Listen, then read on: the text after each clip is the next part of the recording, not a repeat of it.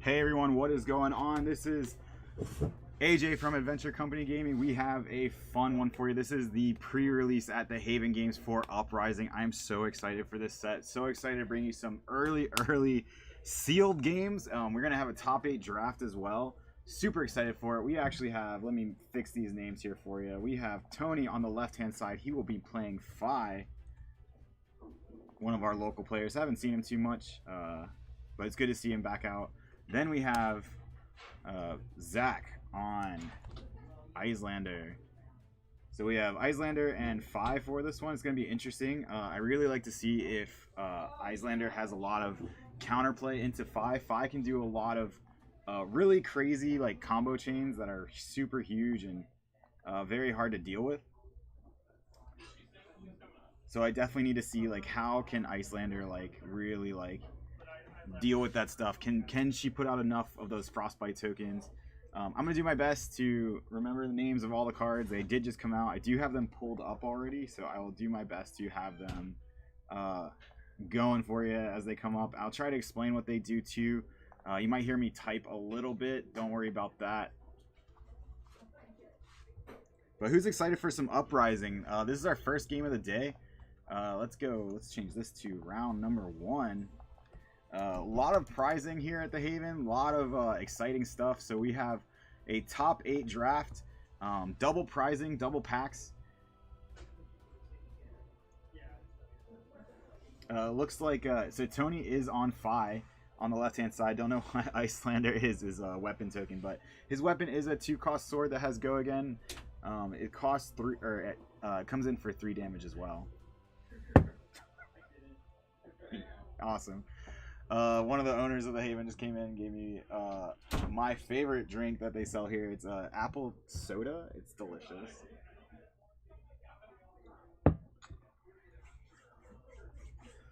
So we see Zach coming in for 3 arcane damage. He's gonna fuse with that.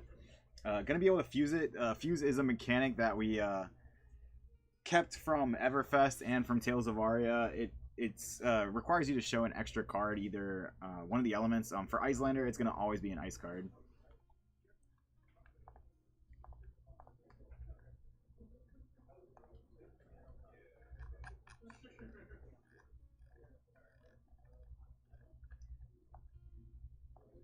So Tony going to start his turn with a Frostbite. Zach is able to get the Waning Moon out. He's going to do 2 more arcane damage.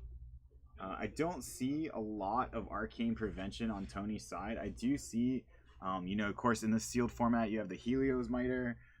You have the Quelling Robe. I think he actually has all the Quell, but unfortunately with Quell, it's a one-time use thing, right? So you can use it as many times as you want in a turn to prevent damage, but then after that turn, the Quelling gear is gone.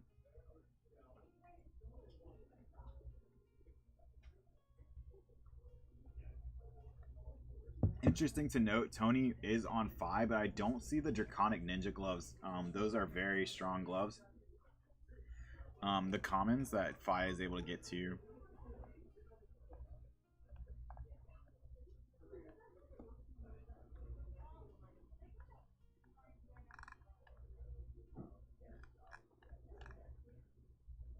So you see on Tony's turn, he's going to have to think. Fest says he's hyped for UPR. I am super hyped for UPR. One of the biggest things I'm hyped for is to learn all the card names, because that's going to be a challenge for me. This is a pre-release for me too. That's a card I do know. That is a Scar for Scar coming down. Tony going to have to pay with the blue for it. Normally it's a free card, but he did have the Frostbite. So Tony is going to come in for 2 damage. Scar for Scar. It does have go again, because at the time Tony did take all that damage from Zach turn 1. So now Tony was lower on life, so it does have go again.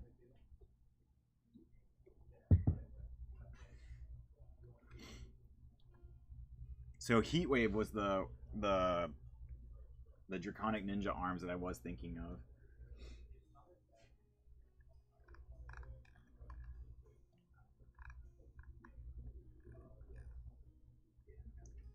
We see Tony coming in with a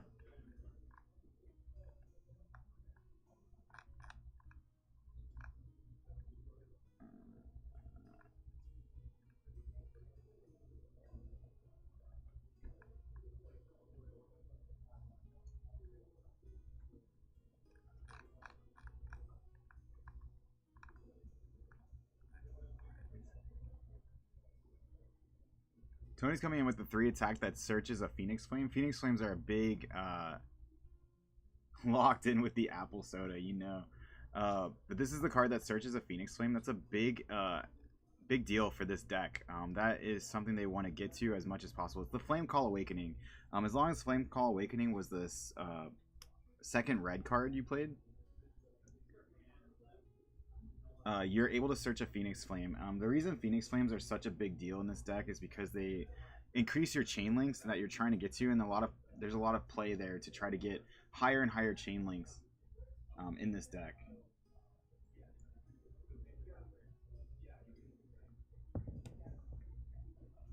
So Tony gonna finish up on the sword, take Zach to 13. Zach is now lower in life. Gonna play a 5 damage arcane spell.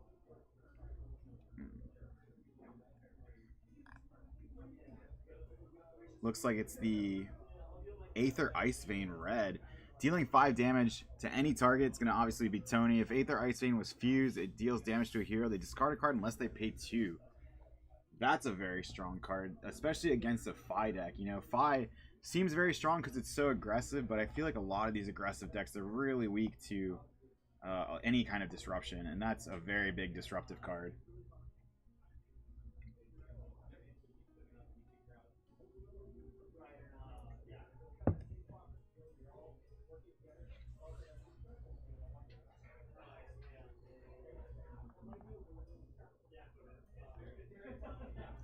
Tony having to decide if he wants to use all that quelling gear.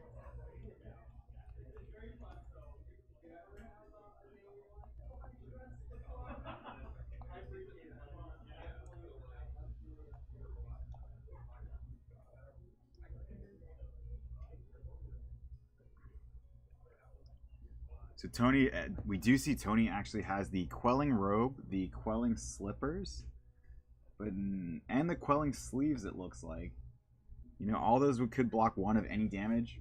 So he could, in theory, block 3 with the quells, but Tony decided to keep all of the cards in hand. I'm gonna play as aggressively as possible. Still 10 to 13 going into the next turn. Zach getting that Arsenal card, you know, it's very useful, especially when you're Icelander. You want to have that blue card in your arsenal so that you can play it on your opponent's turn.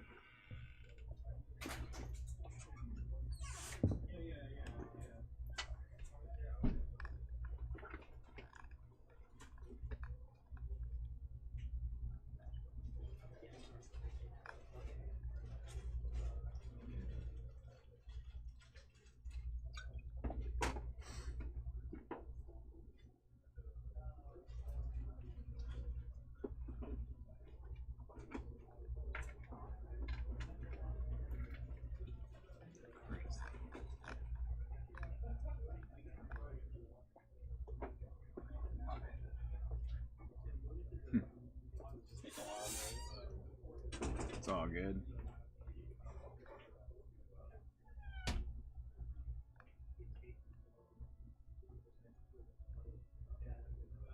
Flame Call Awakening is an awesome card. Yes, Fest. Thank you so much. Absolutely.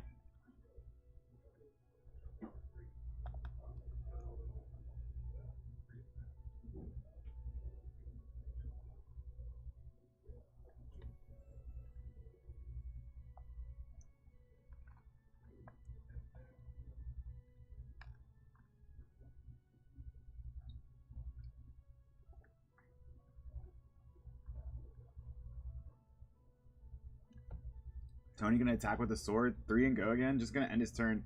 That does take Zach down to 7. It's a close game, 7 to 10. You know, not bad for our first round of pre-release here. And Zach gonna attack with a Scar for Scar, you know, and made sure to go down lower so that it does have go again. You know, one thing that Icelander doesn't have that the other wizard does is you don't have a real easy way to combo a lot of your cards together. You have to really kind of pick your spots. Not a lot has go again. It's really hard to make things an instant in Icelander. Outside of using that blue on your opponent's turn. We actually see Tony going to block with one card, and then Zach just has another yellow Scar for 3 damage.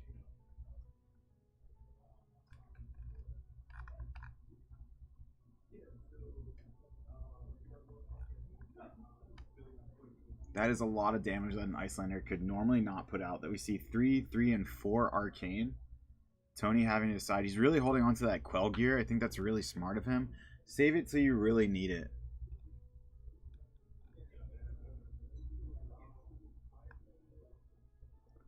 So it looks like this would be the red Aether Hail. Red Aether Hail just says deal 4 Arcane to any target. One of the reasons it's really good though is that it is an Ice Wizard action that normally you wouldn't have. Usually you're damaging, like your attacks a lot of the time in the other elemental heroes were usually the colors of the they were usually the elemental colors. They weren't elemental. They were usually elemental, sorry, and they weren't the actual colors themselves. Aether Hail being an actual Ice Wizard action is really strong.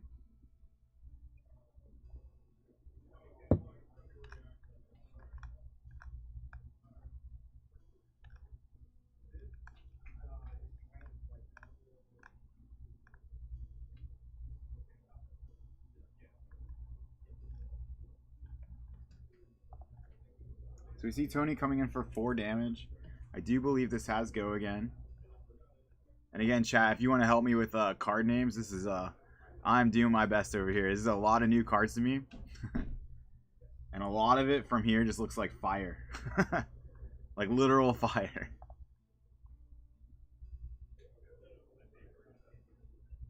I do see that Zach was able to fuse this defense reaction with the hypothermia.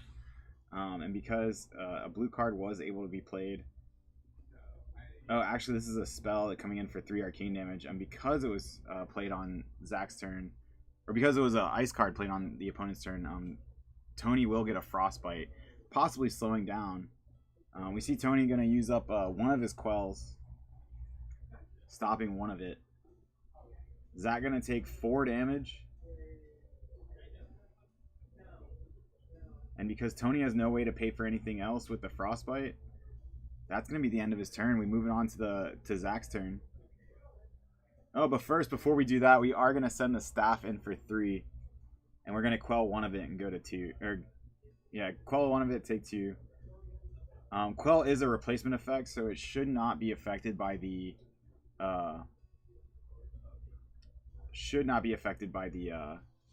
the frostbite token.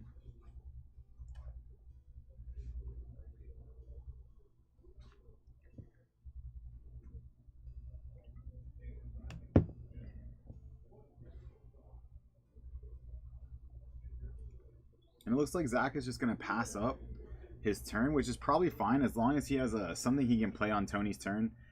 He has to do enough damage to get over the quells, which isn't like the craziest amount, and possibly Tony just doesn't have the resources to pay for it, but even just a sword swing against Zach is enough to present lethal.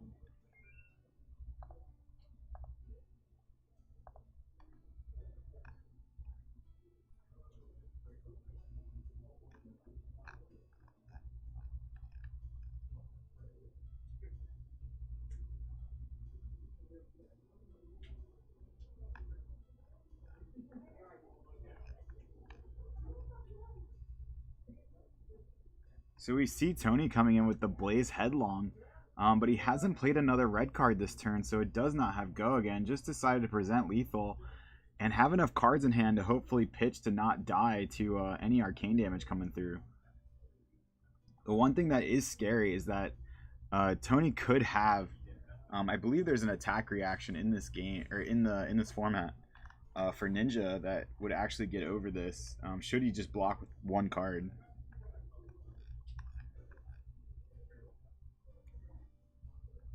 Yeah, that's the Rapid Reflex. Rapid Reflex costs 1. Just give any attack action card with 0 plus 3. Looks like we're not going to see that. We're just going to see the block. Take 1, go to 3, 3 to 2. Now, if Zach can do enough arcane damage on this turn to try to threaten lethal,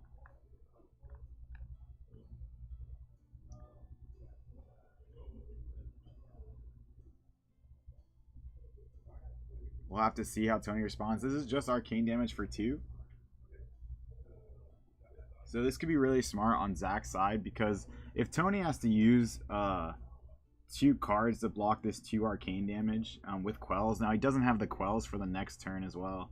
So all he has to do is just play anything that does 3 arcane damage at instant speed, and he should win the game, because the only thing you have left is the Helios Miter.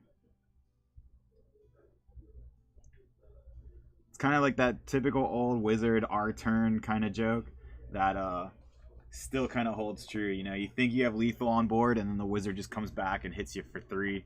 Or hits you for lethal when you thought you had it.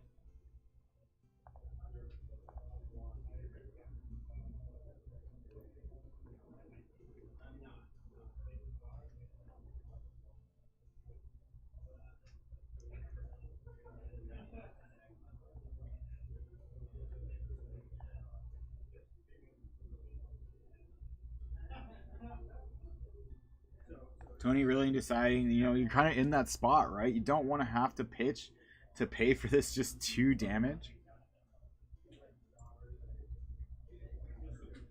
It's where it's really interesting to see if Tony had any of the card prevention, where it's Hero's Respite, I believe is the name of the card, where you could prevent X damage based on the color. So red is 4, yellow is 3, blue is 2.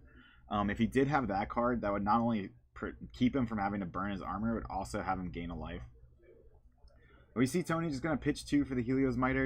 It is gonna stop one of the arcane damage. Tony goes to 1. If Zach can just present 3 arcane damage at instant speed, this should be the game. Then again, he has to have it first, so let's see.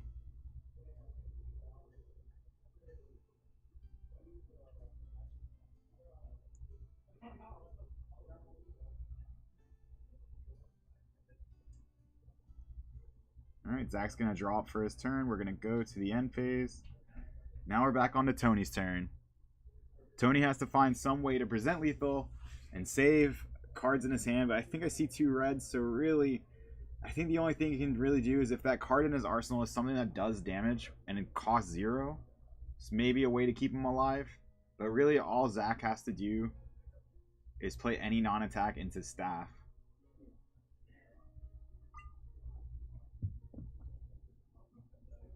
See, Tony presenting lethal is doing 3.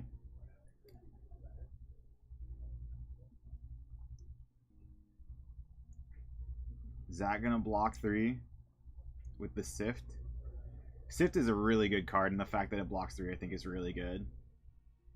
And we see that Zach is just gonna play a Hypothermia. Cards cannot gain go again while it's out on the field, and then we see the Waning Moon for 3, and I think this will be enough. Unfortunately, because I do not think we have enough prevention here to get over it, especially given the Frostbite. And yeah, only prevent 1, and it looks like Zach is going to take round 1. Awesome play. I love seeing Icelander do well. You know, you don't see the already you're kind of seeing these archetypes start to form around the sealed and draft meta, and it looks like Fi is going to be that really aggressive deck. He gets the cards he wants. It just seems like a train that's too overpowered at sometimes, but really I think he's a really balanced hero, and I think he's really good for the game because he's made to be red line, and so any kind of disruption actually really does have counterplay against him. And Icelander, they have to control the game just like any other control decks. They can lose control, they can fall behind. They already started a slight deficit, and they can fall behind, and unfortunately if they don't have the cards that line up, or even worse, if they give someone a Frostbite and it doesn't really affect their turn too much, they have an extra blue in hand to pitch for it, something like that. So that being said, awesome game from these two. I'm going to go look up some more cards. We have round 2 coming up very soon. Stick around. Also, if I haven't mentioned it already, but again, this is at the Haven. You can see the logo branding everywhere. Haven has been great to us. Haven had just announced some insane prizing. They're giving away double prizing for this pre-release. Anyone who is here at pre-release is getting boxes at map. they're doing like crazy days with free entry into armories, but still have prize support. They're giving away like old armory playmats through a different kind of program where every time you show up throughout a month, you get an entry for one of these awesome old playmats that go for quite a bit. And then at the end of the month, they're going to give them away. So if you are local to the Haven, make sure you check it out. That being said, I'm going to throw it to the Be Right Back screen. I'm going to see if I can get some cards pulled up for us as we're playing the games. It's going to be awesome to see those as they come through, right? So that's kind of what I want to do and make sure that we have the card images for you. So that being said, I talked a lot, but we are going to go to the Be Right Back screen. It is not finals up next. And we are going to be right back with round number 2. Don't go anywhere. Make sure you share this around if you haven't already. I'm really happy that you guys are sticking out with us and hanging out. Uprising looks like an awesome format. And I'm really excited to bring more games to you, especially in the future. It's going to be a lot of fun. And that being said, we'll be right back.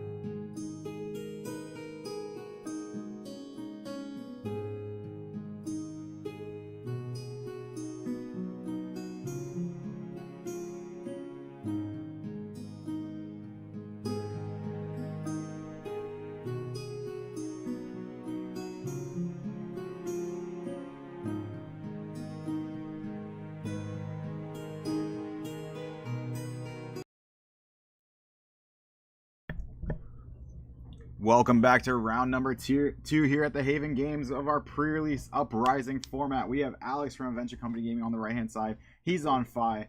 And we have Tom on the left-hand side on Icelander.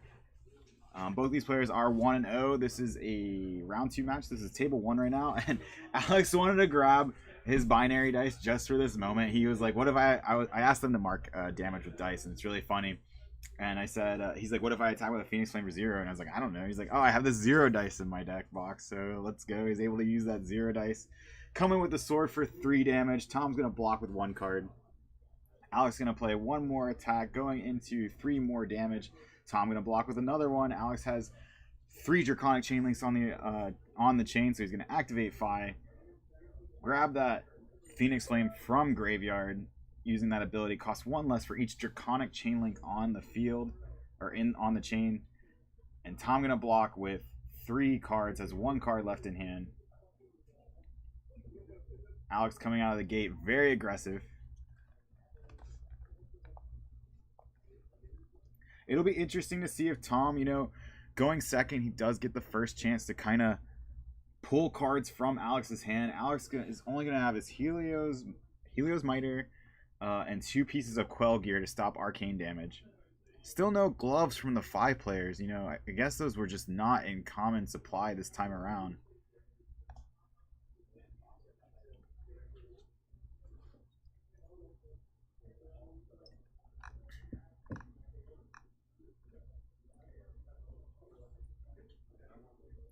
Tom going to start his turn playing an Aether Ice Vein, coming in for 3 damage. Aether Ice Vein says, deal 3 damage to any target. If Aether Ice Vein was fused, which it was, and deals damage to a hero, they discard a card unless they pay 2. Does the damage. Alex goes to 17. He does play 2 of the yellow, and Tom is going to use the staff to do 2 arcane damage. Let's read the staff off for you guys in case you haven't seen it. That staff is called Waning Moon. It says, once per turn instant, pay 2 resources, deal 2 arcane damage to target hero. If it's not your turn, instead deal 3 arcane damage to them. Activate this ability only if you've played a non-attack action.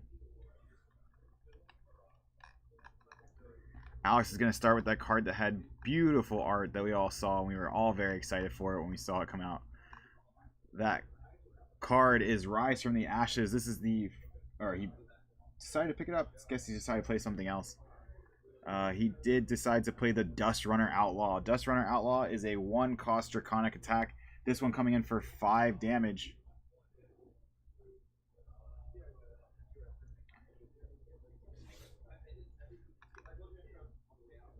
Oh no, he still played the Rise from the Ashes. Haha.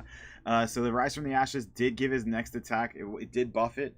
And then he may return a Phoenix Flame from his graveyard to his hand. That is a very good card in the Draconic. In the Fi strategy, you'd kind of replace it, right? You buff a card, you buff your next Draconic or Ninja attack, and you also get to pick up a Phoenix Flame.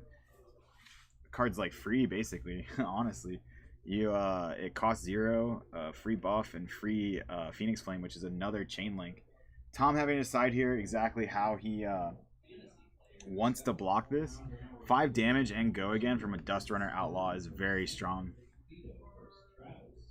I mean, just 5 damage in this format has been very strong. Alex came out swinging very hard. So it's going to be interesting to see if Alex is almost on sort of a fatigue strategy, trying to get as much damage in as possible, but if he's not getting the damage in, he's going to rip those cards from Tom's hand.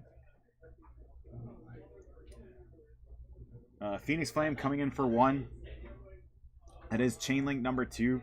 A lot of times you want to get a chain link 4 or higher. That's when a lot of your rupture turns on. Phoenix Flame is just a really cool mechanic I think they gave. It was sort of like a pseudo engine they gave the Draconic Ninja. Basically, it's just a 0 for 0 with Go Again, but if it's the 2nd or higher chain link on the chain, it gains +1. So basically, it's a free 1 attack, and you might say, oh, it's 1 attack, whatever, it's not that big of a deal, but really the big deal is that you have a way to recur it with Fi's ability, right? That 3-cost ability that gets -1 for every Draconic chain link you control. And then now look, here we have a 4 chain link attack coming in for 5 damage. Basically, this is a Searing Touch. It says Rupture. If Searing Touch is played as Chainlink 4 or higher, it has, when you attack with this, deal 2 damage to any target. So we see he's marking the separate piece of damage with the 2. The 2 is kind of like true damage. It doesn't really, it's not blockable, but except by things like Quell. And then the 3 damage is just 3 damage on the attack.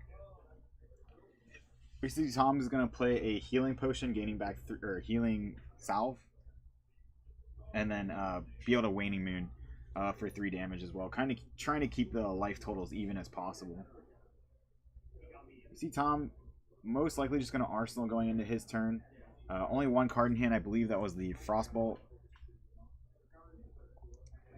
Ice Bolt, sorry. Ice Bolt, and so not being able to play that, it does cost 2. Tom's just going to have to go to his next turn. We do see Tom has a full hand of like wizard cards, nothing crazy going on. But Alex starting his turn, he's going to come in 4 damage right off the bat.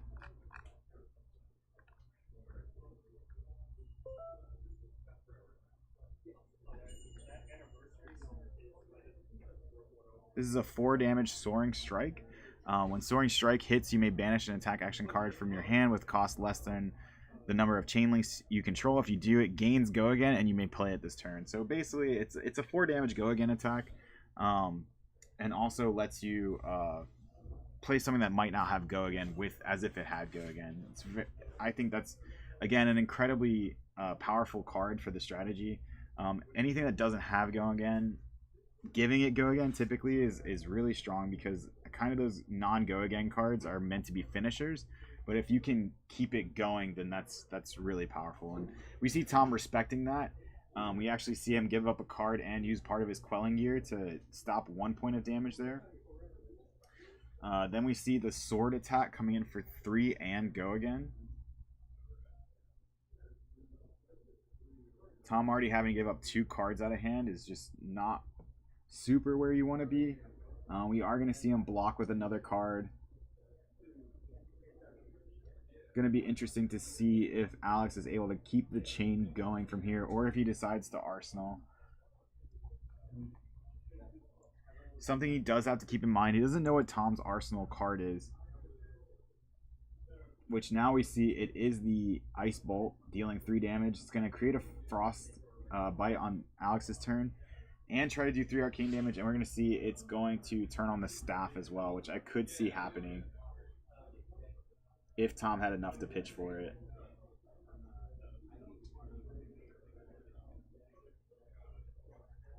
Alex has the blue to be able to pitch for another attack. Tom left with 1 card in hand.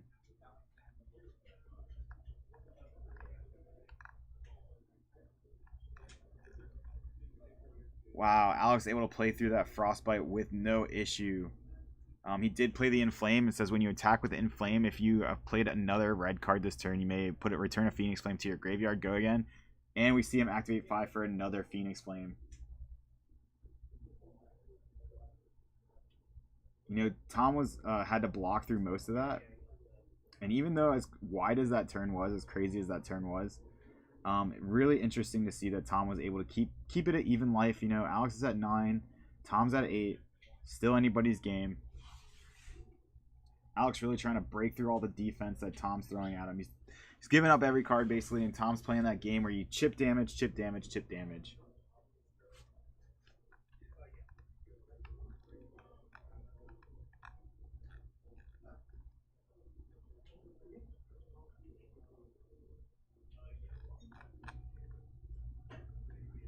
You see Alex start with that Engulfing Flame Wave, Tom having to block with 2 cards. Engulfing Flame Wave is a rare from Uprising. Very strong card. It says when Engulfing Flame Wave hits, reveal the top card of your deck. If it is an action card with cost less than the number of Draconic Chain Links you control, you can banish it and you may play it this turn.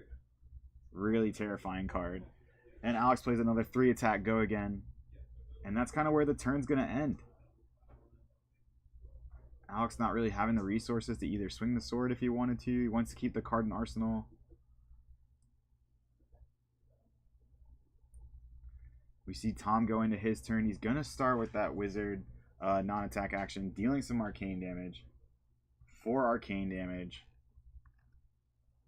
Will Alex decide to use the quelling gear this turn, or will he keep it around?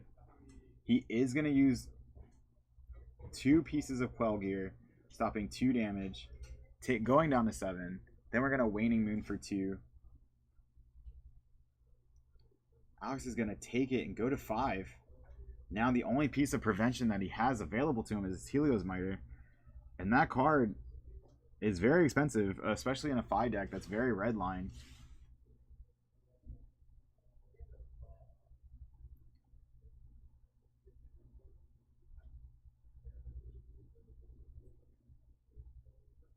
Alex starting turn. He has another Phoenix Flame Wave again. Is that what it was? Engulfing Flame Wave. Engulfing Flame Wave. Tom's going to respect it. Block with 2 cards. Not giving you a free card to play.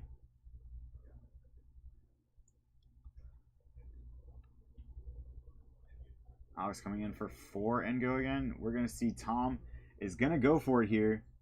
We have 2 and 3.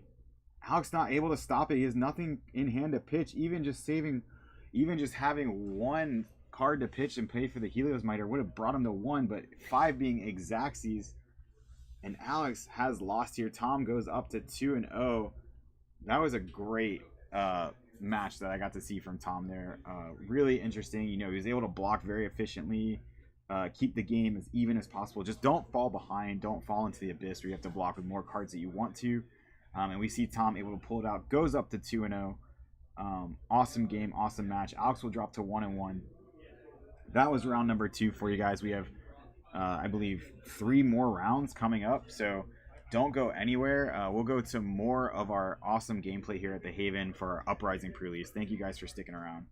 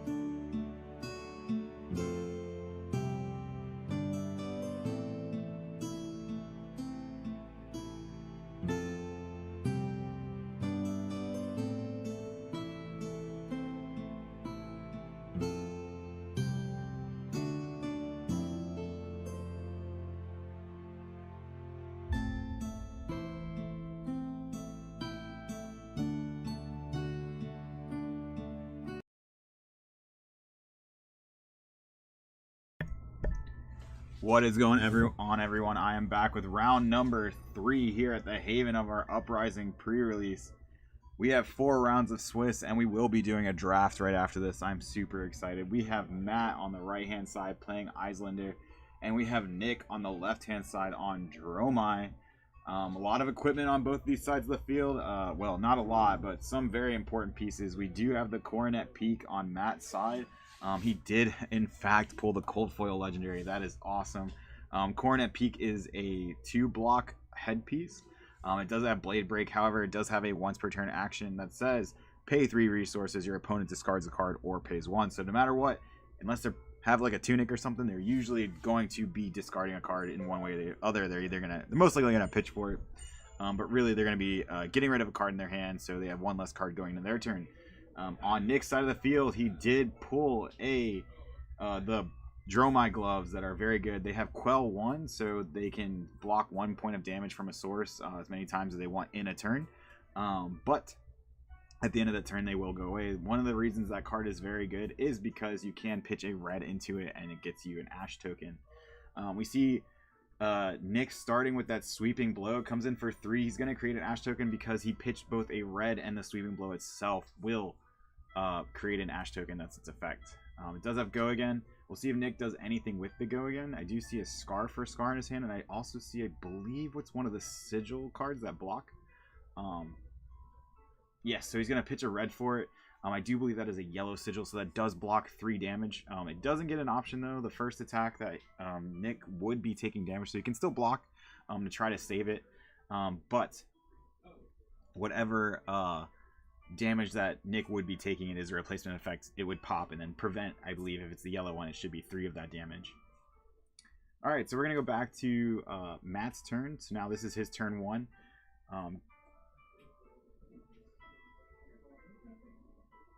We see Matt plays the card that it costs 1, comes in for 4. Oh, this is Flex. So Flex comes in for 4.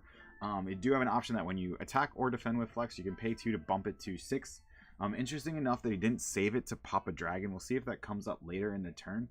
But 6 damage is nothing to scoff at. What is going on, everyone? I am back with round number of our Uprising pre.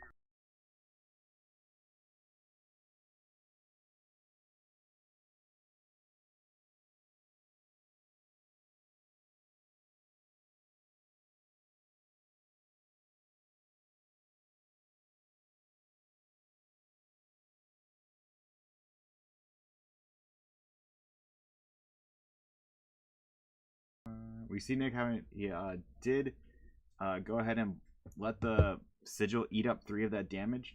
I see Nick does have a checklist card. We're going to see which dragon this ends up being. It's actually Chromai.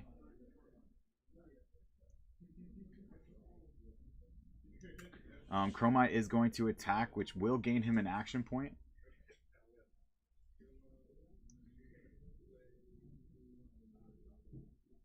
And then we see Matt is going to block with what I believe is play what I believe is Cold Snap from Arsenal.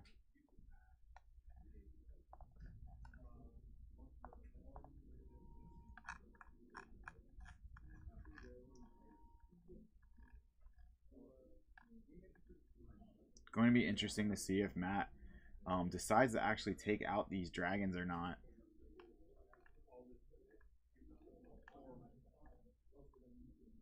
Yeah, so Cold Snap, it says target hero may pay 3 if they do not freeze a card in their arsenal or an ally they control until the start of your next turn.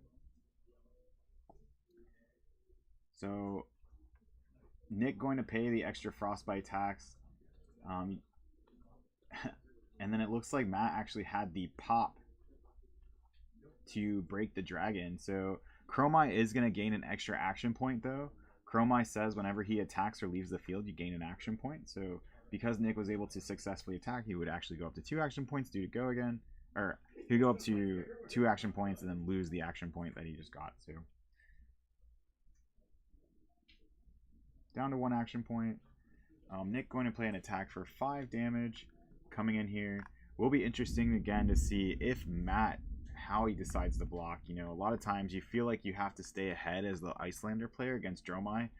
The fact that the dragons, the Ashwings, have their own Arcane Barrier on them is very scary as the Dromai player.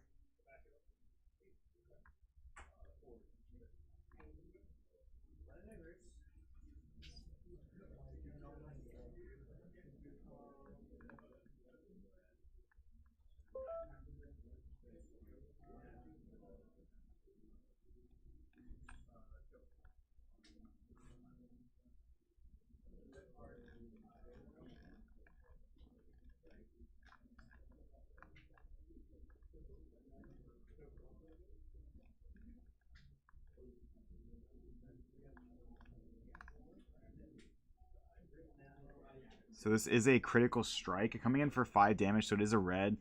This is actually probably like an unsung hero of this sealed format. 5 damage and 3 block on a red card that costs 1 is very strong. Very strong to end your turn with.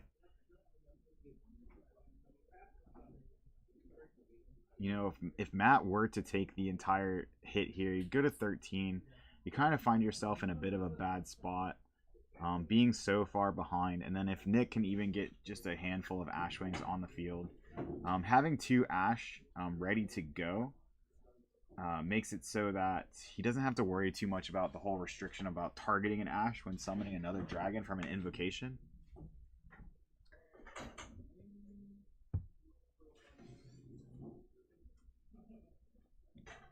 Matt really having to decide here what's worth blocking with.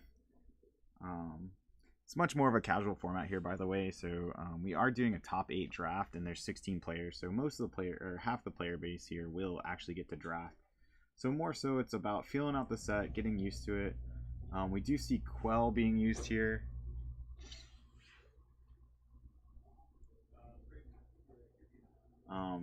Nick is going, or Matt is going to Waning Moon. Do you know what app they're using for life? I don't know off the top of my head. I want to say it's Futility without the it's an app called Futility without using the like character portraits. It might not be though.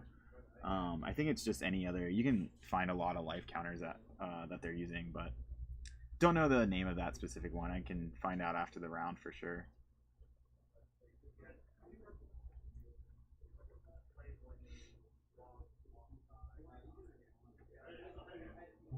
That being said, we go into Matt's turn. Matt had to give up a lot of cards to stay at a higher life total here. Doesn't have a lot to work with. Going to be interesting to see if he decides to arsenal a card, if he plays a card. He just has the one card in hand. He could try to Coronet here. It would get a card, and it looks like he is actually going to Coronet. Very interesting. So no matter what, Nick is going to have to give up a card. But the one thing this does do is that it doesn't give Matt an arsenal, so he won't be able to Waning Moon on his opponent's turn should he want to.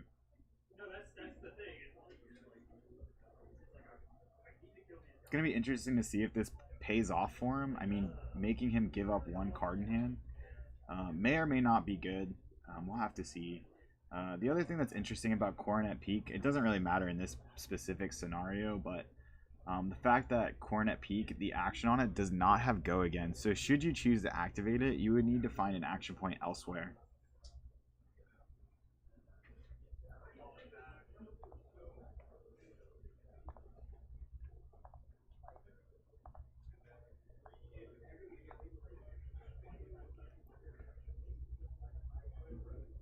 Nick really having to decide exactly what card he wants to not have for his next turn.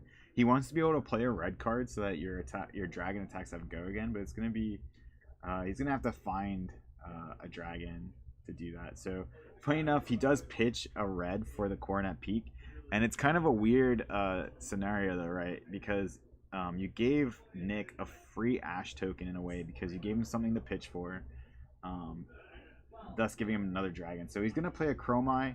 Chromai is a 0-cost dragon. We saw it earlier again. When it attacks or leaves the field, you gain an action point.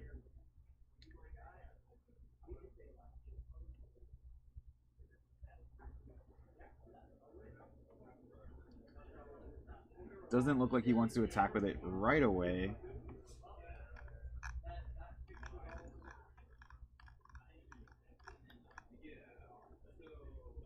We see him start his actual combat chain with the Blaze Headlong. Blaze Headlong is an excellent card, especially in sealed formats. Um, it says if you've played another red card this turn, which the invocation is, it gains Go Again. So a 4/2 for 0 with Go Again, super strong. You see that it's going to get over for 1. Matt having to block with the Singe here, blocks for 3. I use Fertility. I find it drains my battery. Have you noticed that? Yeah, I actually use a simple, very simply life counter app. And a lot of times I just use my calculator too. I just do like 20 decimal place 20 and then keep both players' life on either side of the decimal point. That's how I get around that too. I'm not a big, super huge graphics guy. I try to keep my graphics or my counters clean. But this turn has actually gotten really crazy for Nick. As you can see, we see he was able to play a Blaze Headlong into Swing with Chromai, into Swing with the Aether Ashwing, into a Ruptured Lava Burst. And Lava Burst says it's a 0-cost card. It says if Lava Burst is played as Chainlink 4 or higher, it has +3. So this would be a 5 damage attack coming in. So Nick was able to put in 4, 7, 8, 13 damage pressure.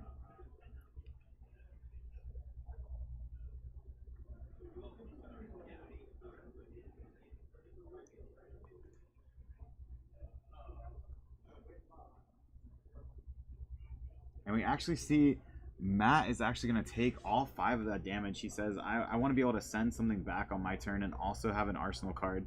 And I think that's important, right? And I think he also has to realize that you have to kill the dragons, right? Once they get to like a critical mass and you have so much arcane barrier, because the token Ashwings actually have arcane barrier on each one. So in this limited format, the Dromai players are going to have a much bigger card pool. So interesting to see that. We do see that he is going to Waning Moon after the Frost spell to kill the dragon. It's important, especially that you kill Chromai, especially if you don't have a lot of pops. Reason being is that if Chromai resolves as a Go Again card, it also gains you an extra action point. So you actually, if you attack with Chromai after playing a red card, you will get an action point from the Go Again. You'll get an action point from Chromai's effect, leaving you with 2. So you actually get to do 2 things. One of them may not even have Go Again. And that is very strong. You can play one of the healing cards from this set. That's an action, gains you 3. You can do a lot of the attacks that are typically don't have Go Again, but you know, you're kind of giving them like a pseudo Go Again with the extra action point. Nick deciding if he wants to pitch. Funny enough, he does have Arcane Barrier 2 between the Ashwing and the boots that he has. He does have Arcane Barrier 2 should he choose to use it. He also has the Oasis in hand that does prevent damage from any source. I think I would just pitch into the Arcane Barrier before spending a card though.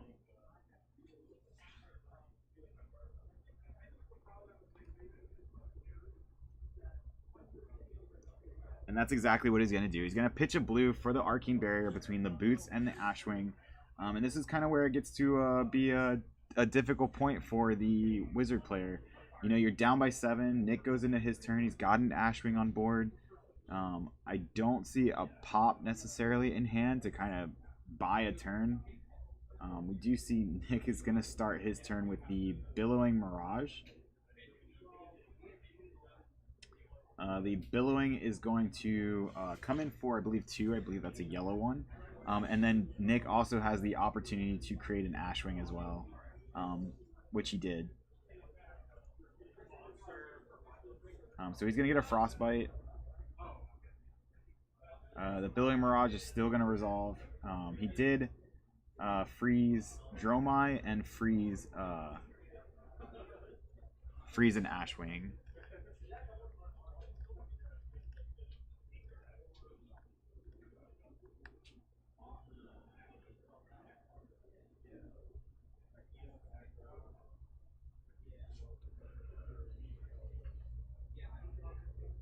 So now we still have to resolve the damage from the Billowing Mirage here.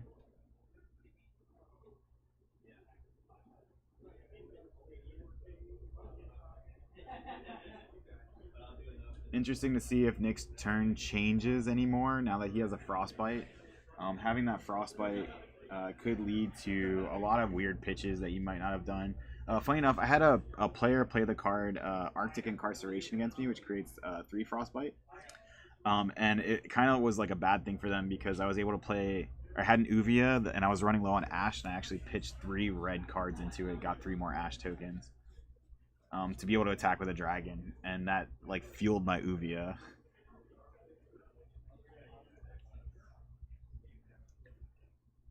All right, so we see the Dust Up, I believe it's called, from Nick.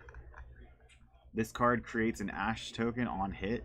It does not have Go Again, but it Dust Up. It creates an Ash token on hit, and then you can transform an Ash token into another Aether Ashwing, should you want to. This card is really strong. I really like it. The red's a 0 for 4. The only issue with it is that it does not have Go Again, so you can't use it to like. Typically, you can't use it to fuel your Go Again attacks on your dragons, but the effect is just very strong. 4 on hit, getting an Ash, and getting another Aether Ashwing.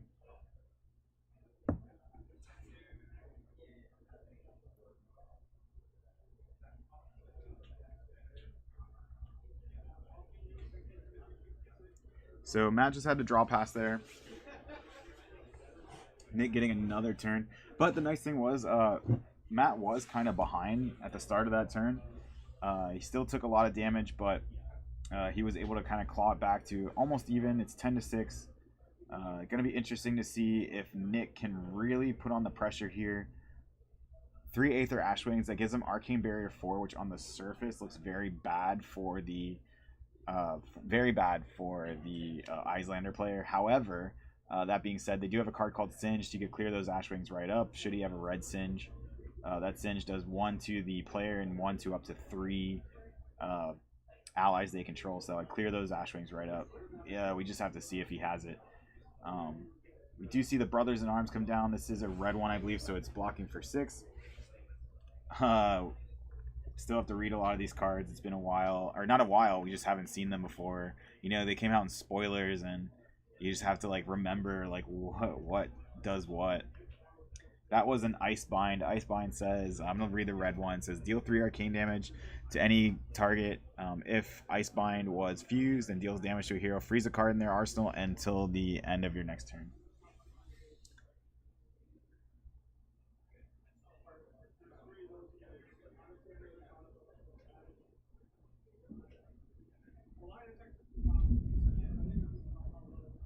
So we still have the 6 damage coming from the Brothers in Arms. That is a lot of damage. I mean, he's already threatening lethal. Matt gonna have to figure out exactly how he wants to block this. You know, you still have to keep up pressure. This doesn't have Go Again, though. You can remember that it doesn't have Go Again, so you still have a chance here.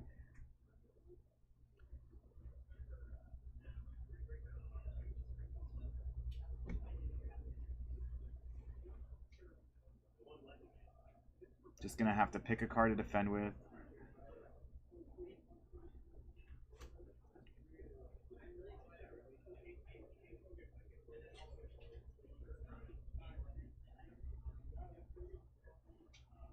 We see him block with 1 card. Gonna take 3, go down to 3. Now he has a 3-card hand. You have to figure out exactly like, what are we gonna do here. We're gonna pitch the healing.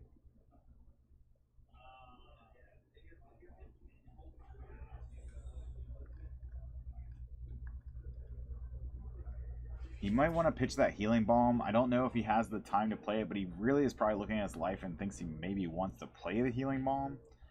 I have noticed a lot of what Matt has done has not really cleared or really put on pressure to the point where Nick feels he has to get rid of a lot of cards in his hand. Not very many generic, like Scar for Scar, which I think is really strong in the Icelander sealed pool. Not a lot of that. We do see the Aether Hail coming in for 4, so this should be the red one. Aether Hail, really simple effect. Just deal 4 damage to any target. Nick can just, again, he's down to 1 Ashwing. He can pitch 2 to save 2 of the damage. He'd only go to 8. And that's where it gets really, again, it gets really terrifying as the Icelander player, especially in these limited environments. You have limited ways to deal with these dragons. Your cards aren't as efficient as you want them to be. And it looks like sometimes that the Aether Ashwings just get uh, a little too out of hand. And what I would like to see if I was the uh, what I would like to see if I was the Iyslander player, if I'm thinking about playing Iyslander, I'm definitely looking to see how many Singes I have to see if I can deal with Dromai.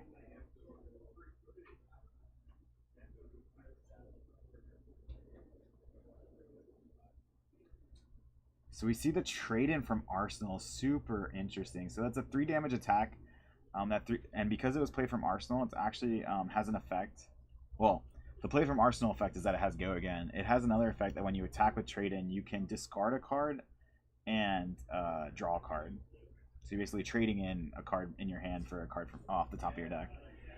Can fix the hands. You know, it's a little bit of a weird, kind of like Sink Below, but instead of Sink Below, you have to actually get rid of the card, not just put it on the bottom.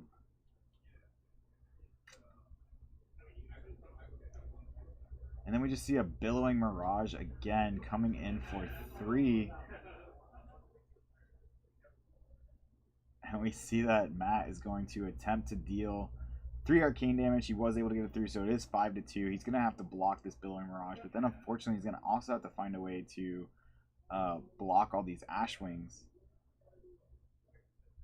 I think the Ashwings might be enough to block. Oh, he's actually going to block with the Coronet Peak.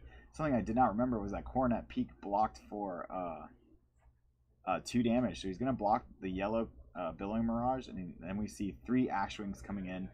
I believe Matt is going to just have to give up 2 cards, take 1, go to 1, and then kind of go into his turn, hoping that he finds a good enough blue to Arsenal and a way to deal 3 arcane damage.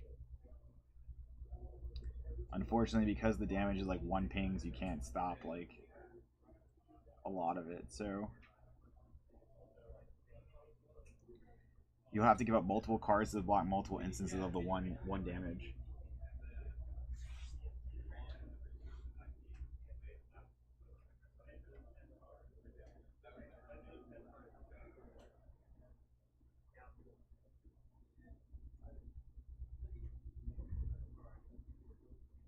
Yeah, and that's exactly what we see Matt do.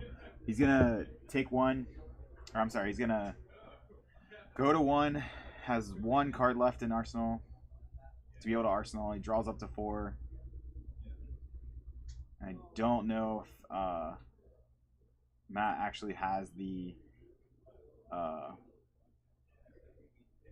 resources in terms of like what card effects he has available to him in order to stop this. Basically, he has to win here, right? So Nick has satisfied the requirement of playing a Go Again card. That's red, so that all of his little Ashwings can attack.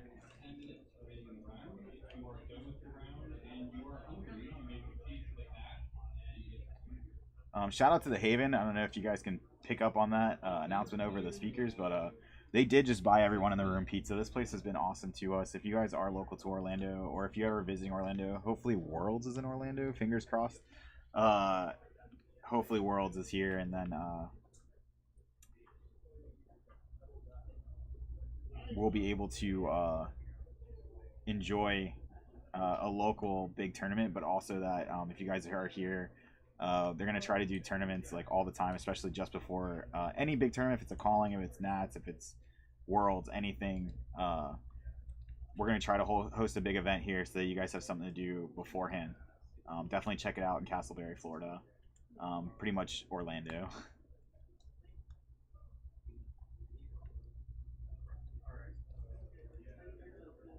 Yep. And then we see that Asvalai is going to attack.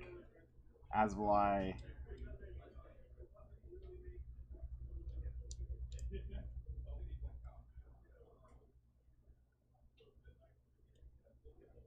we see that Matt is going to activate the defense reaction spell, or defense reaction, Sigil of Permafrost. Sigil of Permafrost says, if Sigil of Permafrost is used the next time you deal arcane damage to a hero, instead create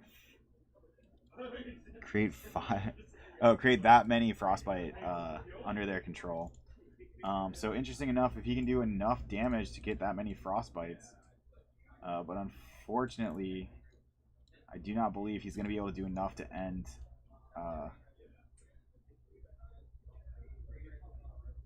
Oh, it was. It looks like that was enough. That was able to keep Matt alive. Now it's 3-1.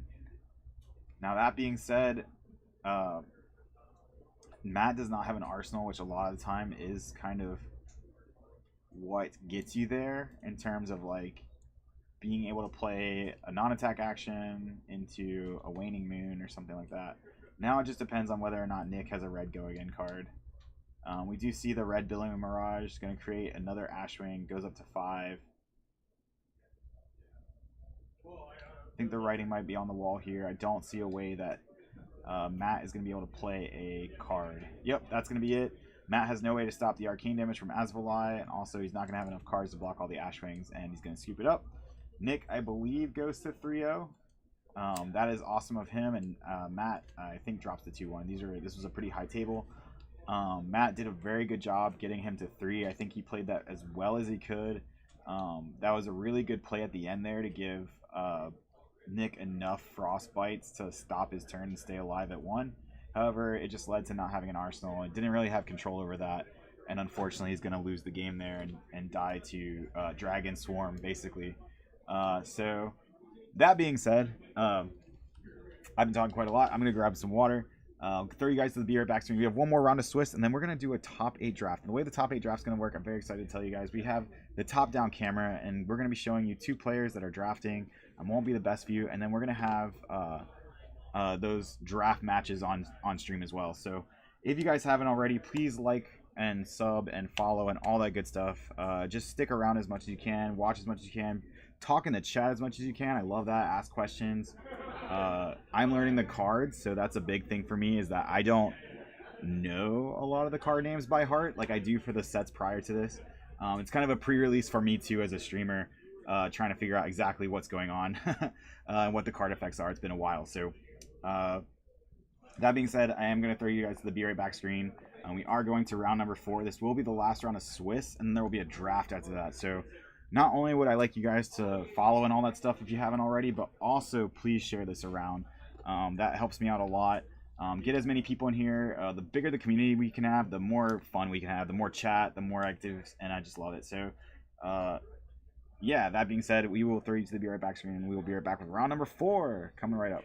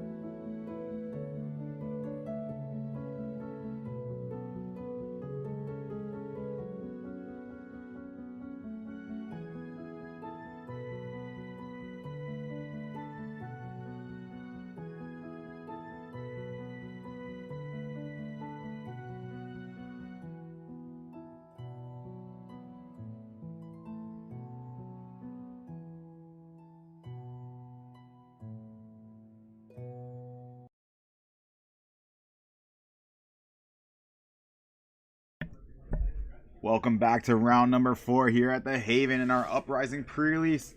Let's go. We have a newer player. I believe he's actually a returning player from a past format. Peter on the right-hand side on Icelander, and Ryan from Adventure Company Gaming. You've seen him on the channel before. If you've ever watched any of our podcasts, Ryan's definitely a mainstay of the channel. And this is table 3. I do believe this is a win and in.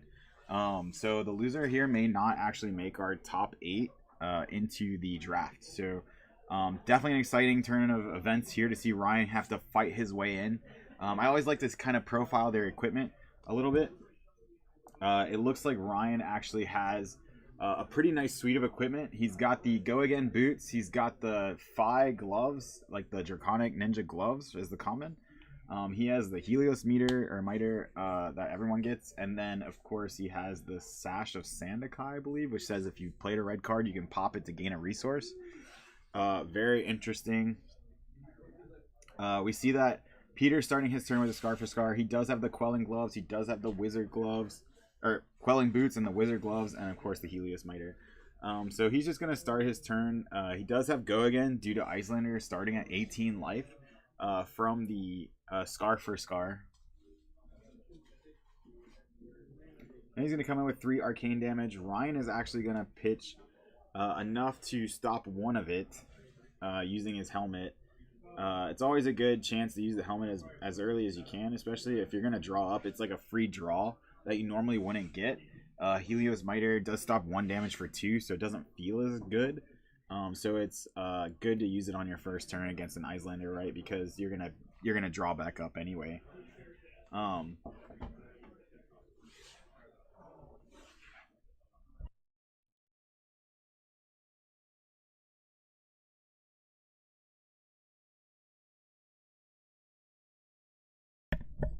So I'm actually joined in the booth by Alex, who has probably made it in the top 8. I don't know. You don't know? What's your record? X2. X2, 3-2, or no, 2-2. That's right. Oh my goodness, it's gonna be rough. Yeah. So I think we are on Ryan's turn. He started with a Brand with Cinderclaw. Yeah. And then we see that Peter's actually trying to follow up that with an Ice Bolt into a Waning Moon. Ryan actually having the Hero's Respite. Oasis Respite. Yeah. It looks like the red one, so that's a prevent 4, gain 1 if he's lower. Yeah, absolutely. So they're both tied at 18 now. We see that finally that Peter is going to block the 3 damage from the Brand.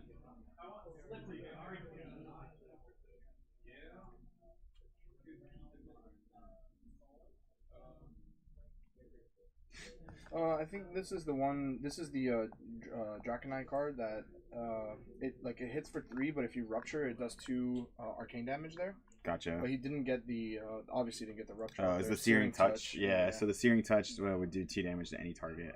Yeah. All right, so we're just gonna see Peter draw pass. You see a lot in the Icelander decks. They play a lot on their opponent's turn. So if they did anything on their turn, and then. I'm sorry, if they do anything on their opponent's turn, then usually they just have to draw past. They don't always have enough to do something. So we see Ryan start with the... I just forget the name of everything. It's the Dust Runner Outlaw. It looks like the yellow version. Should be 3 damage and Go Again.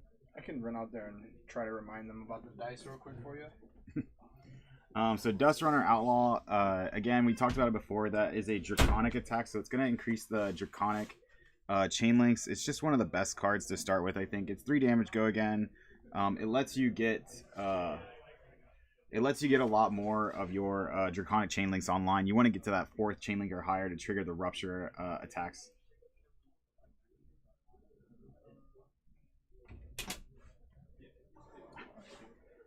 Just had to remind them to use the damage counters. It helps us out a lot for knowing the color back here. So we see that Peter's going to actually respond with the 2 damage Frost attack. That's going to give deal 2 damage to Ryan and give him a Frostbite. I want to say that's like Frost Ice Vein. There's one that's Frostbolt. This one looks like the Aether Hail. This is Aether Hail. It's coming in for 2 damage. And gives Ryan a Frostbite. And of course, I think this matchup is probably one of the more interesting that comes from the sealed environment, is that Icelander is a such a disruptive deck to the Fi strategy, having to pitch extra cards that you might not want to. So Peter's going to take the damage from the Dust Runner Outlaw, and then we're going to see it followed up with another 3 damage attack. This one's if it hits, you can get it go again. It's definitely a ninja attack.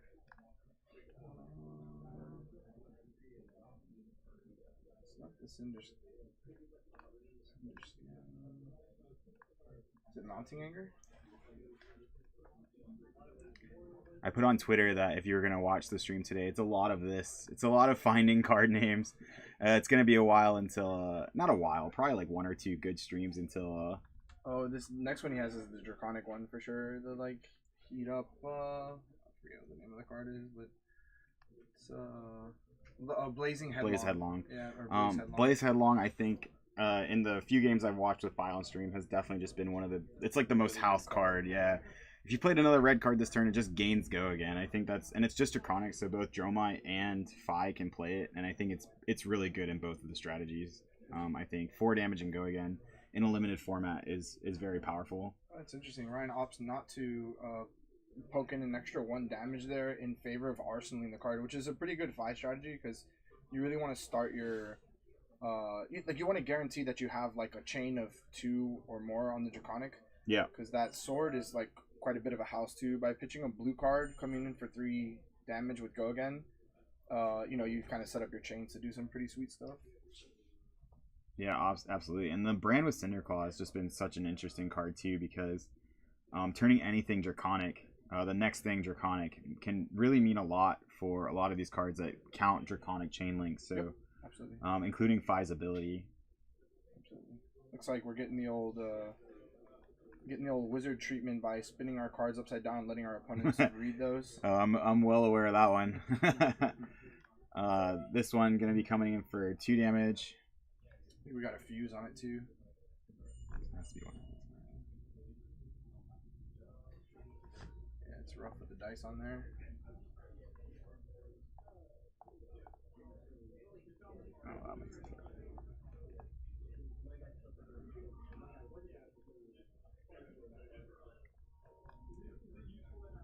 Is it in case? No, I don't think so. Oh, maybe. I think that might be in case. What is in case? Oh no, it'll be coming in for 3. I think it's one of the rares.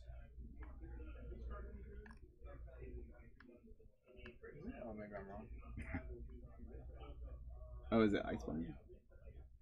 No. It's like we're struggling over here. Yeah. Except I don't think it's an ice card because he fused it.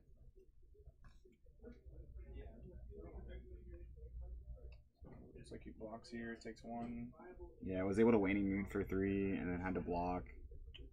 This is the... I should know this ninja card. I think it's typically a... it's this one. Soaring Strike. Soaring Strike, into the Phoenix Flame, into a double Phoenix Flame for a game. So Ryan will actually move up. I believe that puts him at 3-1. Yes. And so Ryan should be a lock for our top 8. Peter will drop to... he could be 2-2. He might be 1-3. It just depends. Really interesting to see here because we only have 16 players, but we're still doing a top 8 draft. It's a pretty good chance that a lot of our players make it, even if they have like a 2-2 record. So join us for that top 8 draft. That'll be coming very shortly. I'm gonna throw it to the Be Right Back screen and learn some more of these card names. Especially. So I want to thank Alex for joining me for that quick game. Hey. That was actually probably our shortest game on stream so far. It's been a lot of, a lot more back and forth, but Ryan was able to just put on way too much pressure for Peter to deal with. Fi can do that. That's kind of what I was talking about earlier, was that Icelander is a control deck, and just like any other card game, once the control deck loses control, it can kind of get out of hand. So Icelander is only able to disrupt so much. You can only give so many Frostbites to your opponent. If they're able to pitch over that, you're kind of in a scary spot. Absolutely. So that being said, we are going to go to the Be Right Back screen, and we will be right back with our top 8 draft. The top 8 draft will actually be, we have the same top-down camera, so you'll be able to see a decent amount of those draft picks, and then we'll have, of course, the top 8 draft games coming up after that. So stick around, and we'll be right back.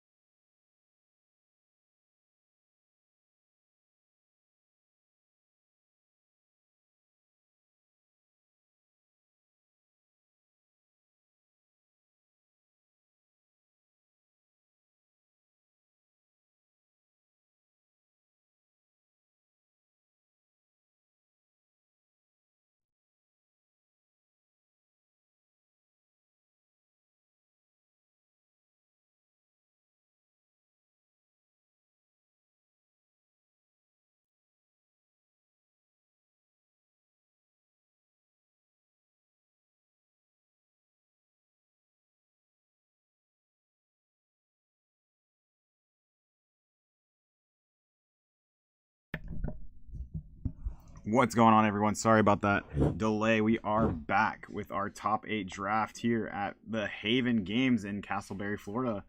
Our players that made it are super excited to draft Uprising for probably their first time ever. It's such an interesting set. You know, I was watching the top 8 draft. I was kind of watching what was going on.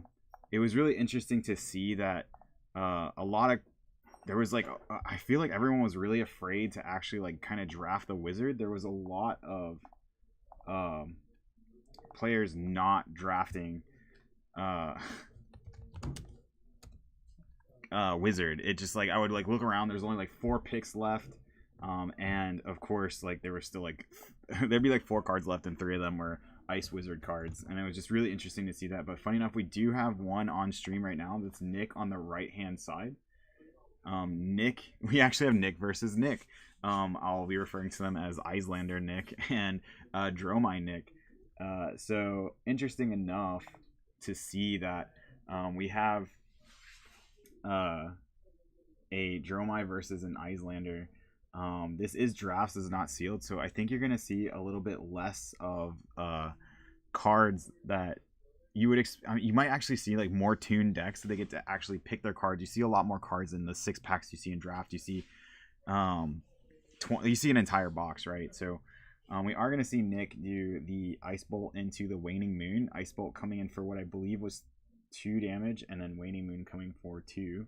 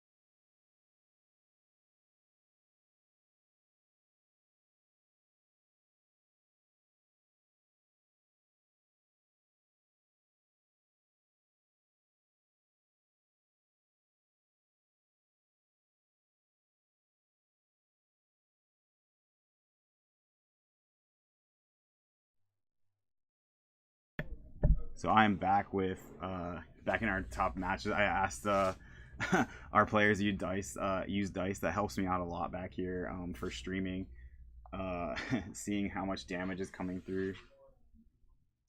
So currently we see the Transmogrify into a Phoenix Flame. That is an interesting combination. Something I didn't even think about. That's 7 damage.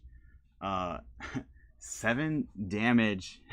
Go again from a Phoenix Flame that was a base 0. That is a insane combination there. I actually really like that.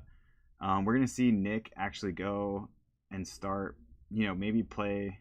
Oh no, he just popped it, I think. Yeah, so he played the flex, which was able to pay and paid the extra 2 so that he could pop the Transmogrified Phoenix Flame. If Nick didn't have specifically a pop there, that's actually probably like one of the strongest plays I've ever seen in a limited format so far.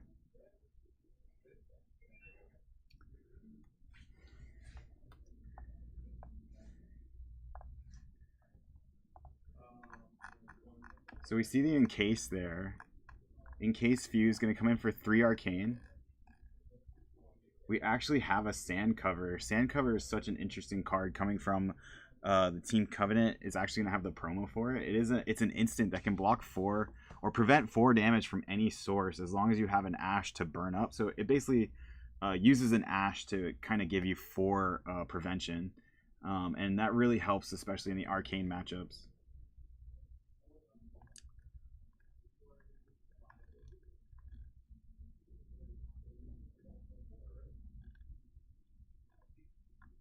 I'm sorry, that was an Icebind earlier, but yeah, definitely an interesting card to play. I mean, it was Fuse, so he would have gotten to freeze a card in their arsenal until end of turn, which didn't really come up. But now we see we're gonna go back to Nick's Dromai Nick's turn, and Nick is going to play a Sweeping Blow for 3. This is a red Sweeping Blow. So Sweeping Blow is actually really interesting, right? So he's gonna pitch a red, get a Ash from Dromai. Then he's also gonna get an Ash token from the Sweeping Blow's effect. Sweeping Blow is just such a good card, I think, in this format. I think it's just a really it's the in every deck. I think there's a card that kind of brings the deck together. It lets you play like 9 of them.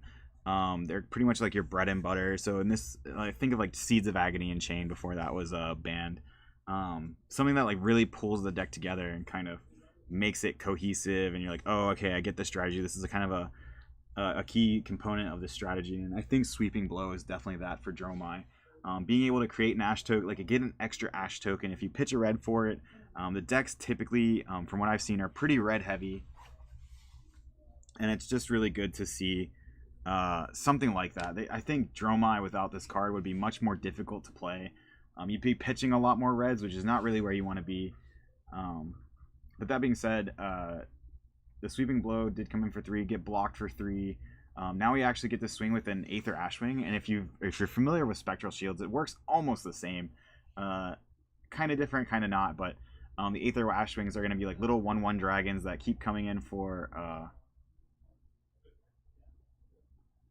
1 damage pings, but they do have Phantasm, unlike Spectral Shields, so they are kind of susceptible to that. So this is Chromai. Chromai is actually a very good dragon, I think.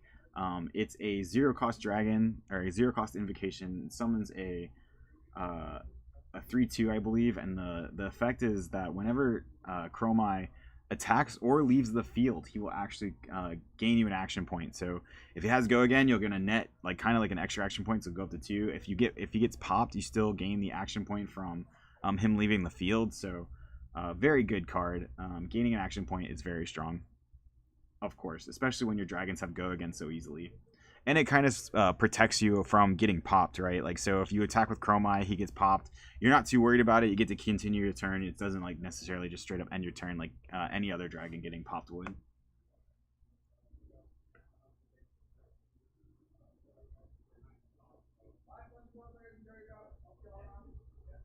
So going into Nick's turn, he does have a card in Arsenal, a 3-card hand.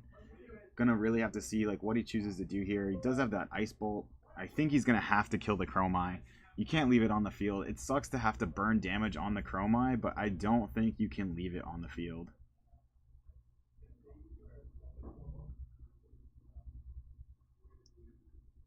We're gonna see Nick pitch 2 cards to play Chromai, or to play Ice Bolt, and I wonder if he's gonna target. He's gonna actually target the Dromai. He's not gonna kill the Chromai at all. That's really fun to say a lot of times, by the way. Chromai, Dromai. And we actually see he has another sand cover. This one is yellow. It's gonna prevent 3 damage.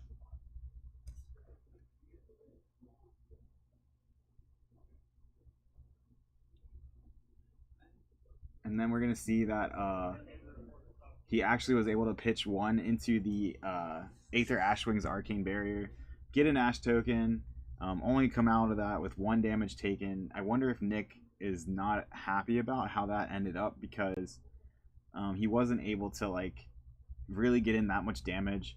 It looks like Miraja is going to come out onto the field.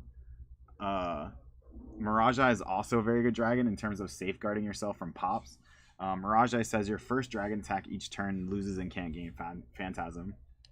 So that is really strong.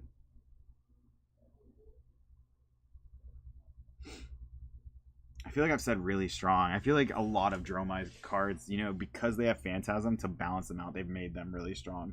And I like that they've given you, like, the more your dragons come out, the more they're kind of, like, losing grip on reality. So, like, they kind of play off on each other. So, excited to see, like, exactly, like, how that kind of works together. Having multiple dragons out, multiple dragons that can safeguard themselves.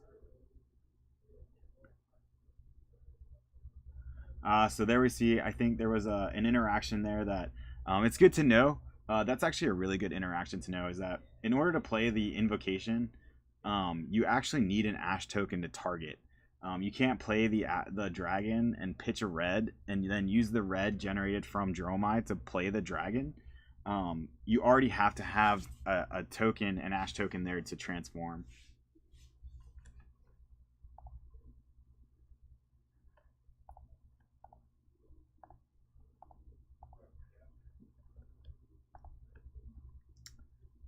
So I think we just attacked with Chroma here for 3 damage.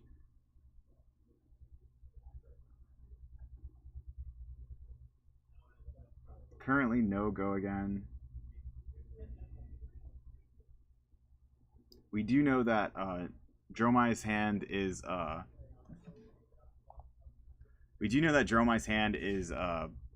Erase Face and a Mirage Eye, Invoke Mirage Eye. So here we're going to see a Singe played from Arsenal from Nick's side of the field. Singe is an amazing card. It's going to attempt to deal 1 from 1 to the player, 1 to Dromai, and then deal 1 to an Ash Dragon.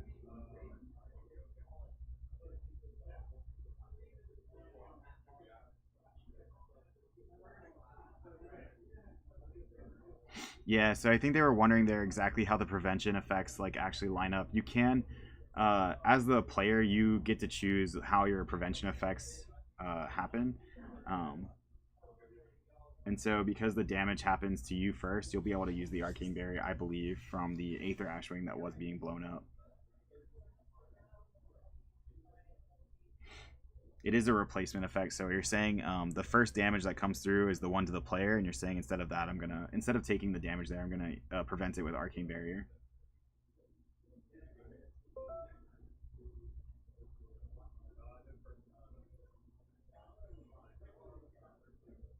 So back on Nick's side of the field, he is just going to play. He's just gonna kill the Chromai, you know, with the ice spell there that is going to do 3 damage to Chromai. That's kind of a big deal, having to burn the spell on the Chromai, the Aether Hail. It did deal 3 damage to Chromai, so but you can't leave the Chromai there the whole time. The more dragons you leave up, it's just like Prism Auras, right? The more you leave up, the more it's going to be very difficult for you to keep pace with the Dromai player. And it's kind of a weird feeling as a wizard when normally you couldn't. Old Wizard could not target any allies at all, whereas these dragons are, and the new wizard spells are actually able to target all of the dragons. Most of them say any target, and that was I think a good design choice. If they couldn't target the dragons here, I think it would be one-sided completely every single time. So another new card from Uprising is the Billowing Mirage. This card's going to come in for 1, so that is the blue version. However, what it does do is it's a go again card, deals 1 damage, and then says you can transform one of your Ash into an Aether Ashwing.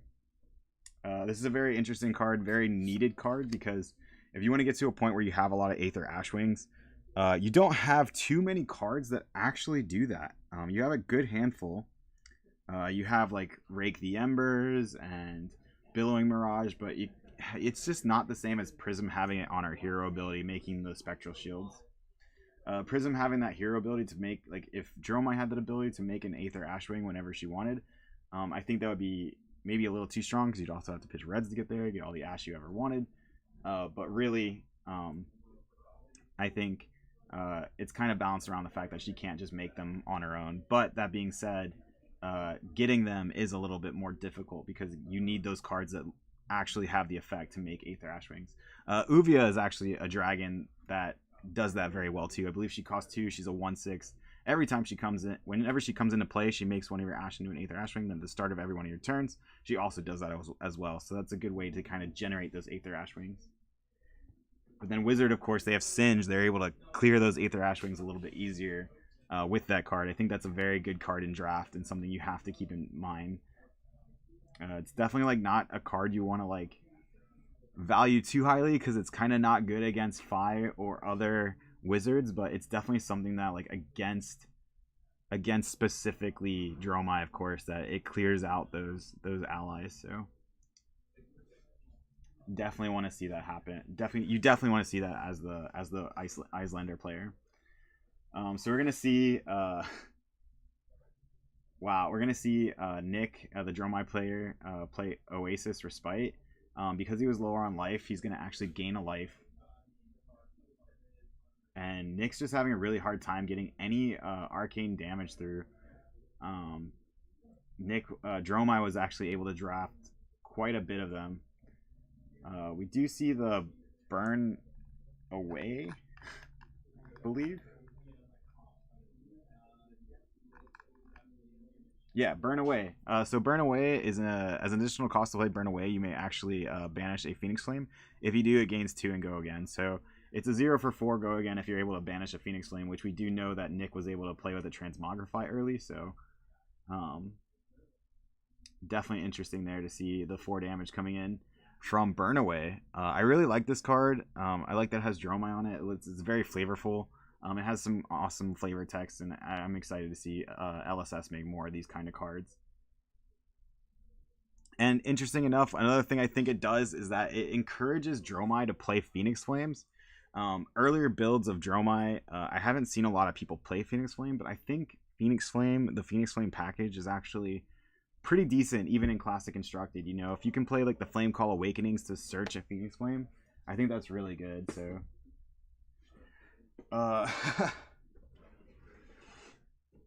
yeah, as Evan grabs bulk.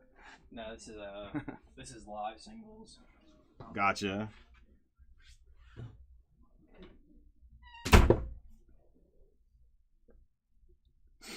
So Nick having to block with 1 card in hand, and then we actually see the Rake the Embers. Which color Rake the Embers that is, I'm not sure. I believe it's the red. Oh, maybe just the blue. He only made 1 Aether Ashwing with it. He's going to come in for 1.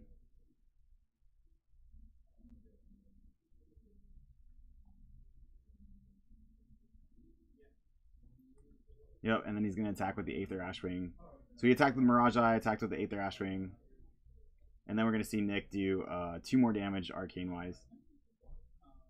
Or 3 more damage, sorry. So Nick keeping it close. I feel like a lot of games with Iyslander have just kind of, you just keep them close, and then you hopefully, like almost every game I've seen Iyslander win, she wins basically when they have lethal on the stack. So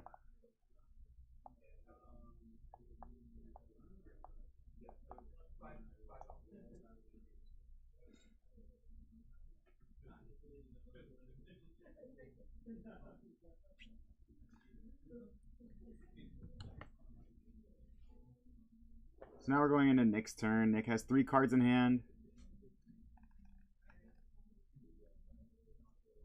Interesting to see what he decides to do here. He's going to actually play the Sigil. This Sigil will actually block damage. I believe that is the blue Sigil, so it's going to come in.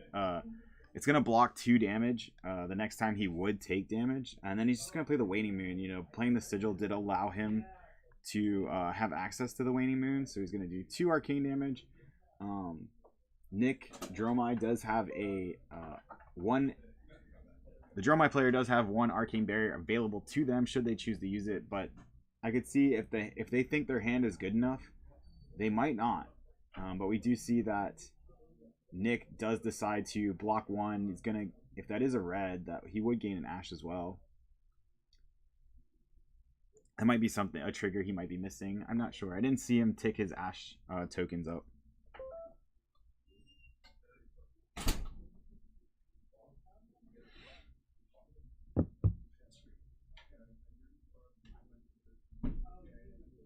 So we see him with the Billowing Mirage. He is going to lose an Ash, gain an Ash, and then I believe he's coming in for 2 damage. So this could be where it gets a little out of hand for Nick if he doesn't start dealing with these Ashwings. For the Iyslander player, if they don't start dealing with these Ashwings, that could be potentially very devastating, right? Because no matter how much damage that the Iyslander player can put out, if the Dromai player is able to stop them with all the Ashwings that they have, and there's no way that Iyslander will have enough damage to get over that, especially in this format where in draft you're going to see a lot more a lot more yellow and blue cards in the decks that these players are playing, because that's just how you draft, right? You don't get to pick, right? So you're gonna see more yellows and blues just from the nature of opening and going through the pack. So the Billing Mirage is gonna get eaten up by the Sigil of Protection. And then we do see he has 3 more dragons, but I don't believe... Okay, so you can still attack with one of the dragons. It should not have go again, though.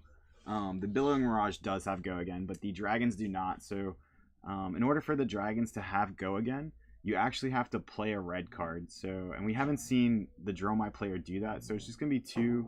And here we're going to see Nick actually target an Ashwing with a 1 damage attack, and then just Waning Moon for another 3. And the Dromai player is going to pitch 1 to stop 1. Very smart there. Keep your life total as high as possible. We actually might see Nick take care of another dragon here. I wouldn't be surprised. Icelander is actually getting it pretty close to where the Dromai player is going to have to... Maybe even... I'm not even sure, because like if you run out of ways to create the Aether Ashwings, that could be very devastating. And I think just not having the Uvia to keep making those dragons is really tough for you.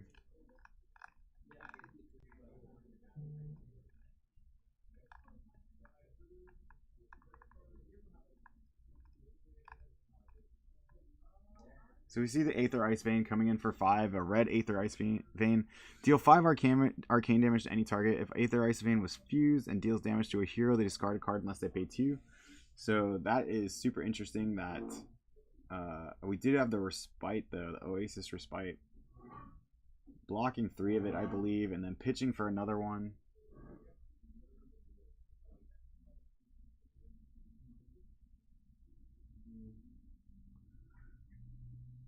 I don't believe the Dromai player has any cards left in hand, so they're just going to be able to swing a dragon on their next turn. Nick going to have a full amount of cards in hand. Nick saying, I have 1 floating. I'm going to block 1 with the Aether Ashwing I have left. He's got to hold on to that Aether Ashwing. That's a really big card for him. Ooh, but we see Nick does have the Singe. That could be very bad for... the Dromai player, as the Singe will take care of one of the Aether Ashwings.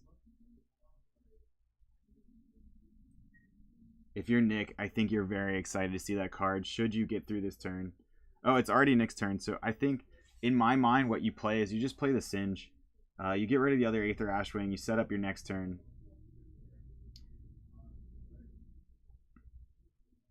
If that is your only blue card, though, I could see you playing the Singe on your opponent's turn to be able to staff them for 3 as well. And we're going to see that Nick decides to send 3 at Dromai.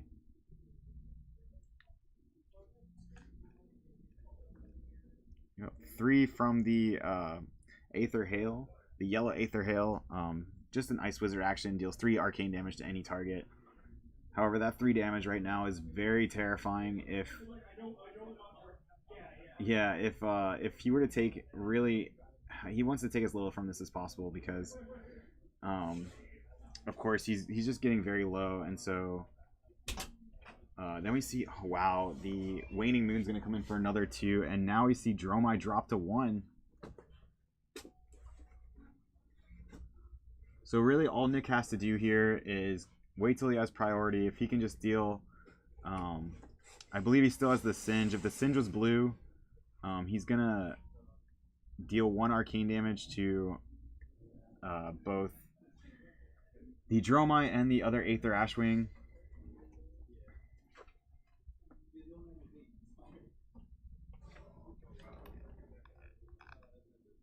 However, we see him, he's actually gonna play the Cold Snap. Not able to deal with it, and then the Waning Moon's gonna come in for 3, no way to pay for it. And we're gonna see Nick move to top 4 in our Uprising draft. This is so awesome, man. I haven't seen this set actually drafted yet. It's really cool to see these decks, how they play together. It's interesting to see the deck a little bit more coherent because you got to pick the cards you wanted. So we're seeing like almost like baby constructed here. We actually get to see formulated game plans and not just, you know, whatever you got in the packs, build it. So that being said, we'll be right back with round number 3. Or round number 3, what am I doing? Top 4. as soon as the rest of the rounds are finished.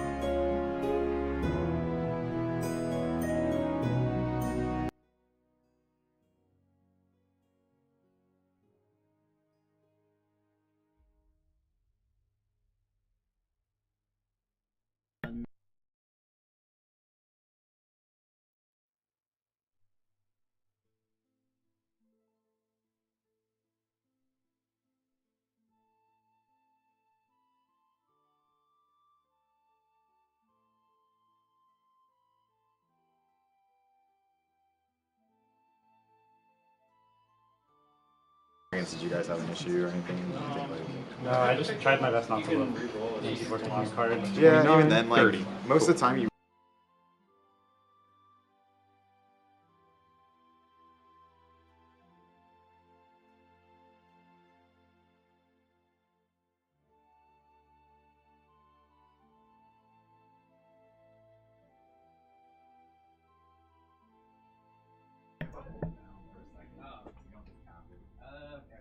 Oh, there we go.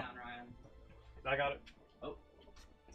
Alright, welcome back, folks. We're getting into our semifinals here for the top 8 draft. Let's We go do not ahead. have Nick versus Nick. However, we do have a singular Nick. Nick versus Alexander. Alexander's the 5. Mm-hmm. I know, I just lost to him. Ryan, clearly so salty from that loss. No, it was actually a good however- game. We literally did both decked out, but he had a sword to swing and I didn't, so. My game was also quite close as a 5-mirror. I top 8'd. But at the end of the day, you know, I won the draft. I pulled a rainbow foil ninja gloves, so I don't know, man. I think that kind of speaks. gangster. I was gonna say, I don't know. I think that speaks to,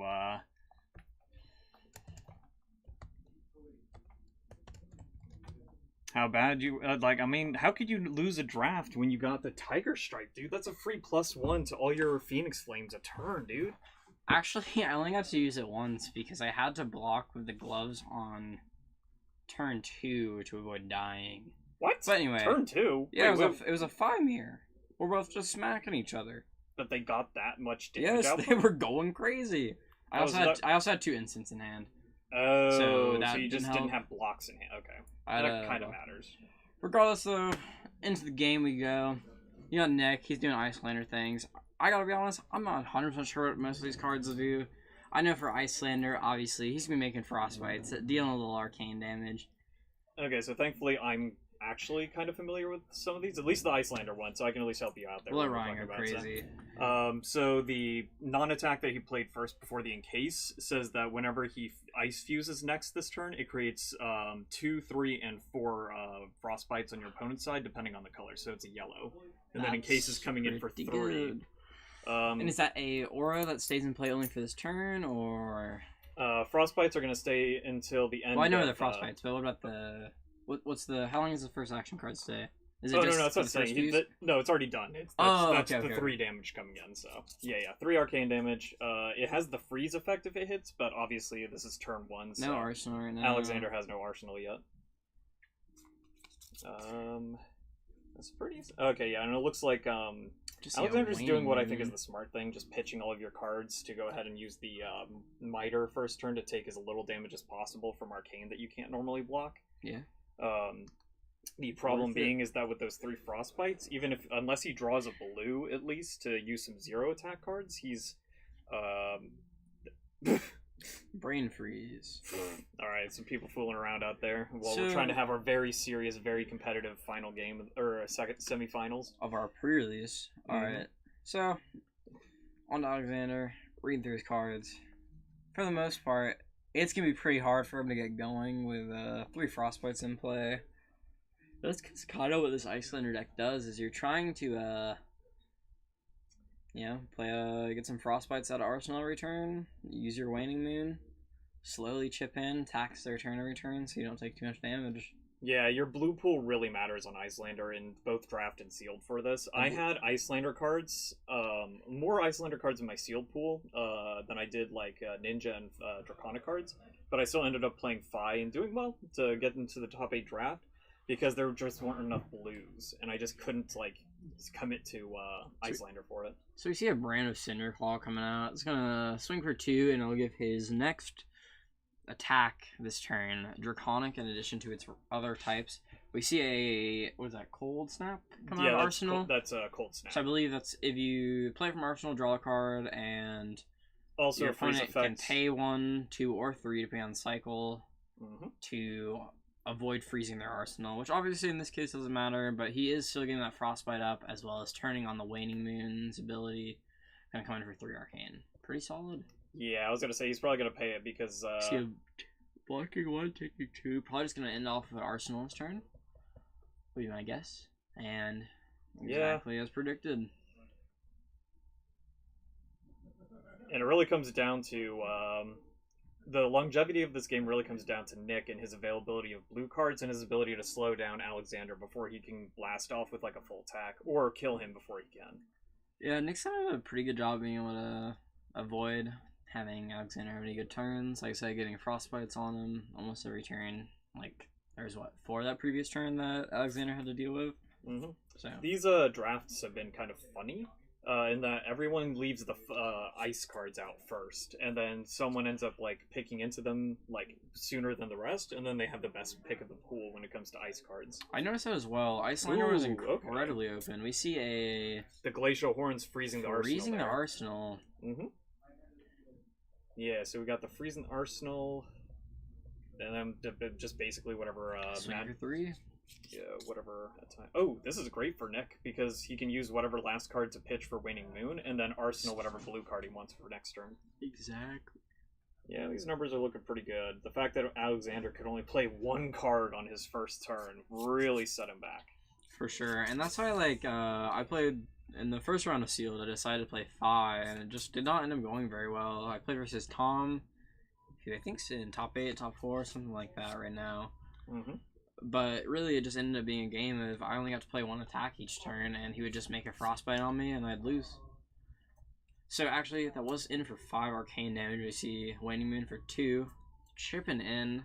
No frostbites on this turn, which is great for Alexander, but Alexander did end up pitching a card, as well as he does not have access to his arsenal this turn, because it was frozen. Yeah. I think, depending on what he's got, he should be fine. Putting the pitch card to the bottom. He's already taken a lot of damage for not dealing much back. Ooh, Scar for Scar. Scar for Scar, I think that's a yellow, I want to say. I can't 100% tell. Actually, yes, that looks yellow for It's me. hard to tell the color strips. The art is easy to see. Nick hooking and us up. like I said, bro, I'm clearly that guy. It's a yellow. So yeah, let's go for 3 go again. Pretty good start. Interested to see what Nick decided to arsenal here.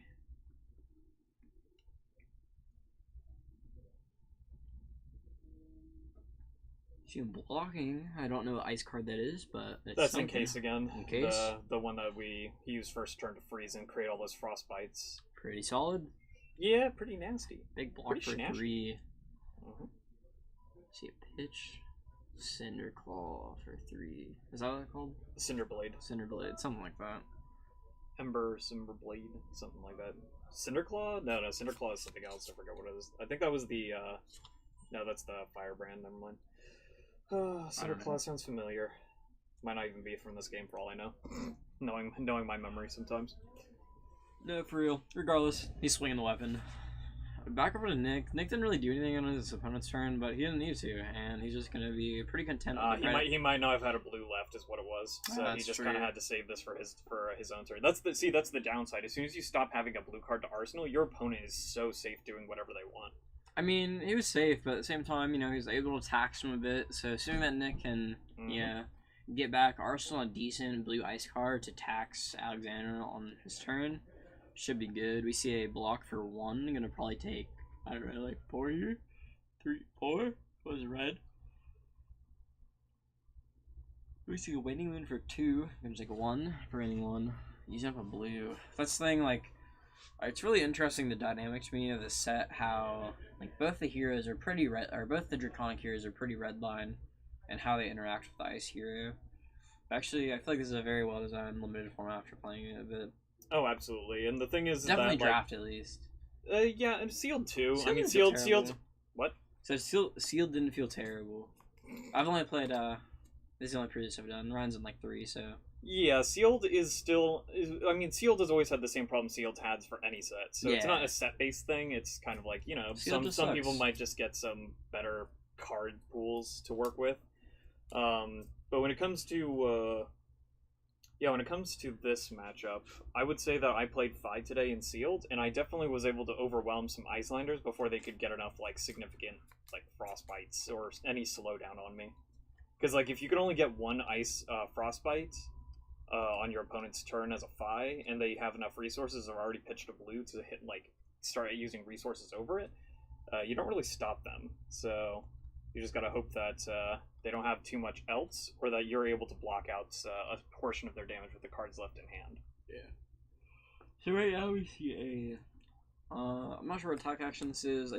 It's a blue one though. Only coming in for 1. I believe this is an on-hit effect of letting him banish and then play a card with cost. I think it had to be 0 right now, because it has to be less than the amount of Draconic Chain Links he controls. Yeah, and then it costs 1 less. So this one really isn't that wild, or isn't really necessary for his... Yeah, it doesn't actually really do anything. Mm-hmm. See a... Wait, what color is? That is the, Ooh! Ooh, what? Is that a hypothermia? That's disgusting. That's a banger. Alright, well, the card he has loses Go Again now, which doesn't matter, I guess. Well, actually it does, so Alexander can't really do anything else. But that card is called Lava Vein Loyalty. So, it's normally got Go Again once it's played in the second chain link or higher, by its own effect, but Hypothermia is going to turn off any ability for any of Alexander's cards to gain Go Again this turn. Which, the gaining Go Again is fine. It's just they can't Go Again. They can't gain Go Again, so anything that naturally has it still keeps it. Yeah, but Lava Vein Loyalty doesn't naturally have it. It has to gain it from its own ability. So that's why I had to... I see. Yeah. Pretty fire play. Yeah, see it going away at the end of his turn, so pretty much just stopping that. Closing the life lead. Yeah, the life lead's getting kind of close there, depending on what Nick has to be able to play this turn, and during Alexander's next turn could really decide it. For sure. And the Hypothermia is gone now, too, so it was short-lived, important, but short-lived. Yeah, definitely got some good use of it. Like being able to stall out the rest of that turn, which could have included another attack and a Sword Swing and a Phoenix Fling, so... Ooh, now that's a nasty one. So that one's going to deal damage in 3, 4, or 5, depending on the color. And it's kind of like chilling Ice Vein the Arrow. If it hits, Alexander's going to have to pay 2 or discard a card. And there's no way Alexander can block all this unless he has an Oasis Respite. Because that's only Arcane Barrier 1 over there. He does have Quell 1. Yeah, but it's coming in for 4, so... Big AB2. Yeah. So he's probably going to pitch a blue, take the 3, and then, yeah, use the leftover there. Okay, looks like that was it, though. Yeah. I mean, on this turn, like, realistically, if he does not play carefully, Nick can let him play all his cards off hand, then he can just go in for the kill. Yeah. And the Waning Moon does 3 arcane damage. He does still have Quell, and this is coming in for 3 with Go Again to start. And I do believe Nick did also Arsenal a blue card this turn. Yeah, it was Aether Hail, so... What does that one do? It's just 2 damage as an ice card.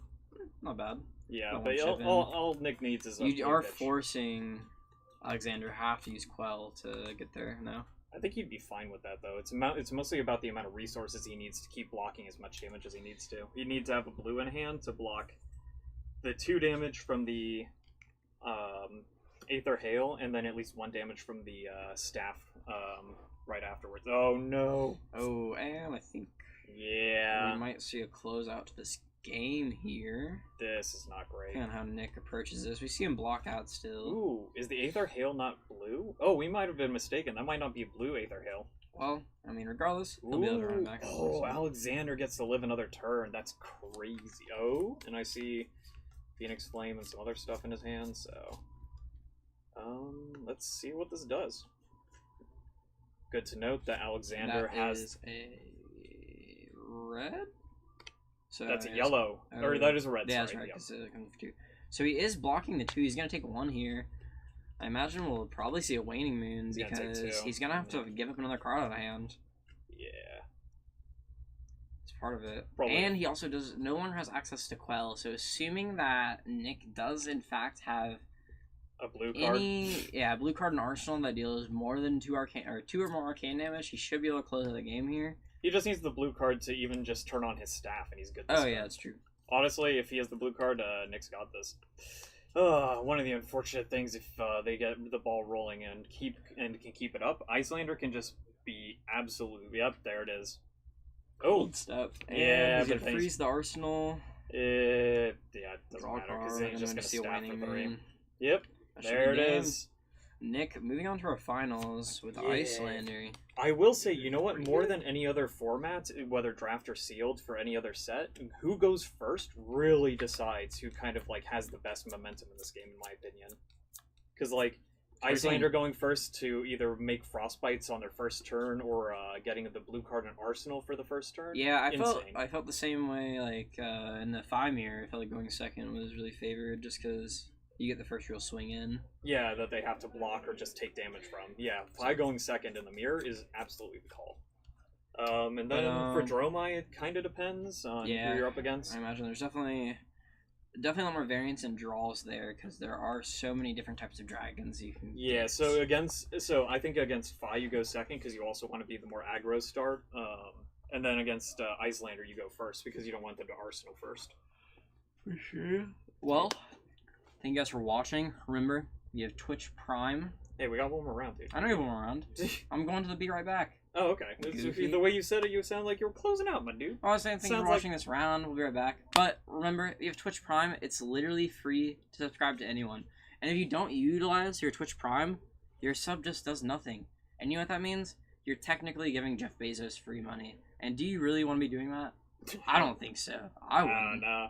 So use it on this channel, please. Also remember, haventabletop.com. Use it code AdventureCo for 10% off all singles. Not only do we have Flesh Mode singles, we also have Magic, Pokemon, even though it's a little more limited selection, and WeCross, so please check it out. And we'll be right back with our the final finals. round.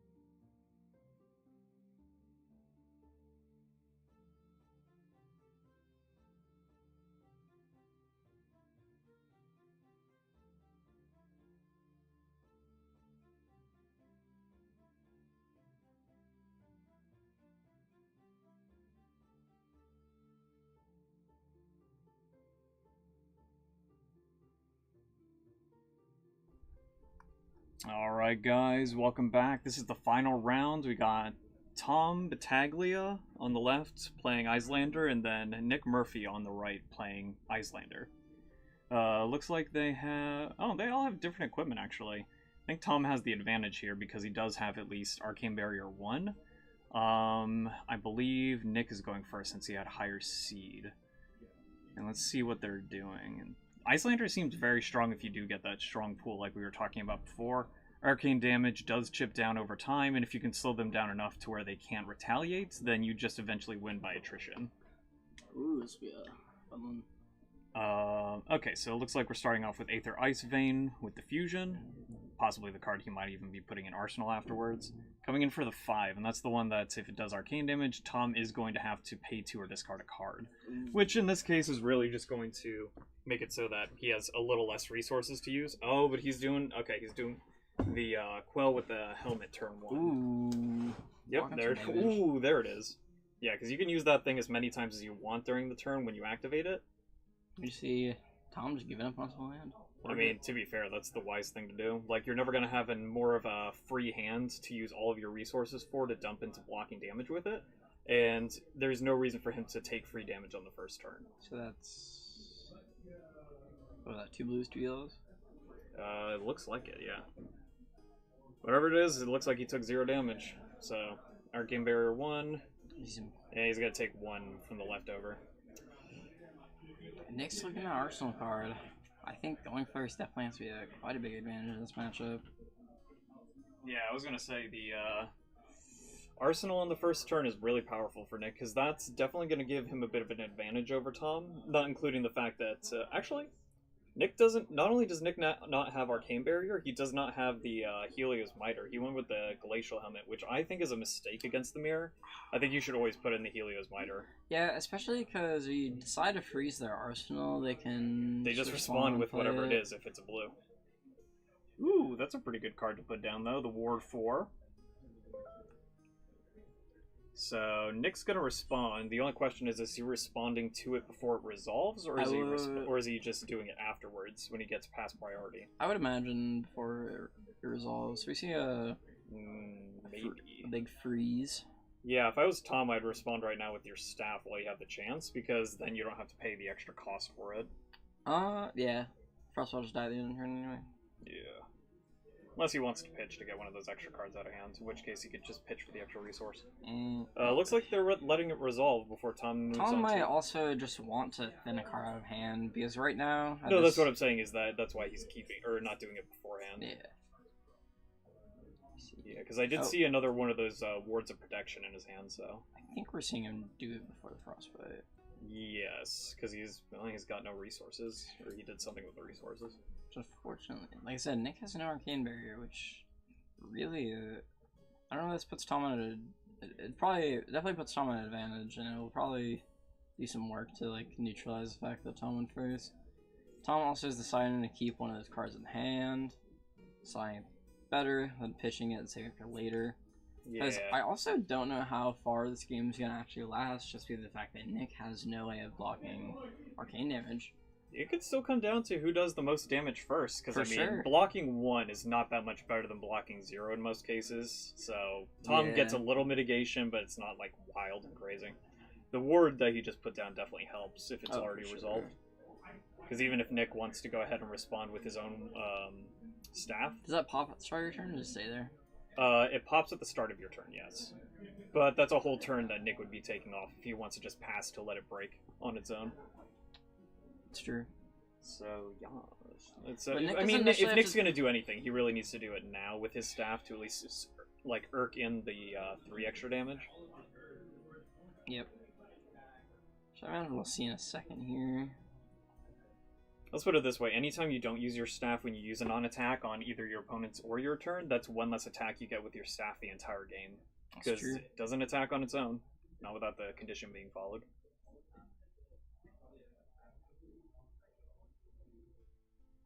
And we see Nick about to use his own staff, does have to pay for it.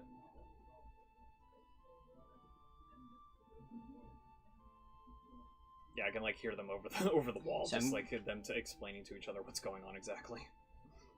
Okay, so we see Ooh, he's Quell. Quell here. Maybe he's trying to get that extra availability of the resource. He might actually just...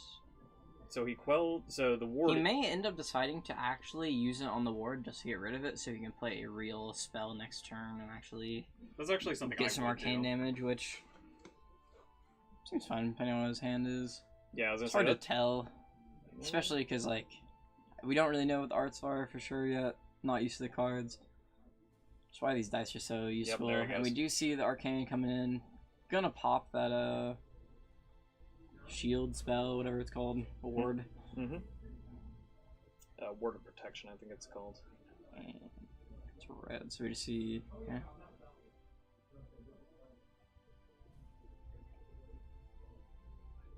Three coming out. And... So the arcane barriers it. I think he's arcane barriering just to go ahead and Oh, that was filter a card out. That was another ward. Yeah, no, but was that a blue? I think it was another red or yellow at least. I didn't see. No, a I blue. think it was the. Is that a blue or is that a red? Oh, I in his can't arsenal? tell. No, on the one that he played. I think that's a blue. No, the one that he played was definitely a red. Oh. I can see the red strip from here. I don't know, it's hard to tell. Yeah, for me. Okay, Ryan's just flexing on me out here. Going into Nick's turn. I'm pretty sure Tom did Arsenal the They call him the The- Eagle Eye Rye. Eli Rye. I think we see Tom Arsenal the Cold Snap. I think that's what the card is. Yes, that's definitely the frozen tree, basically. Yeah, the Frozen Tree. It was a blue. So he will get to play it this turn. Gonna pretty much just replace it. Get a free thing. It's always funny that they never get the actual like freeze the arsenal thing going because neither of them is like gonna let sit there while it freezes. Yeah.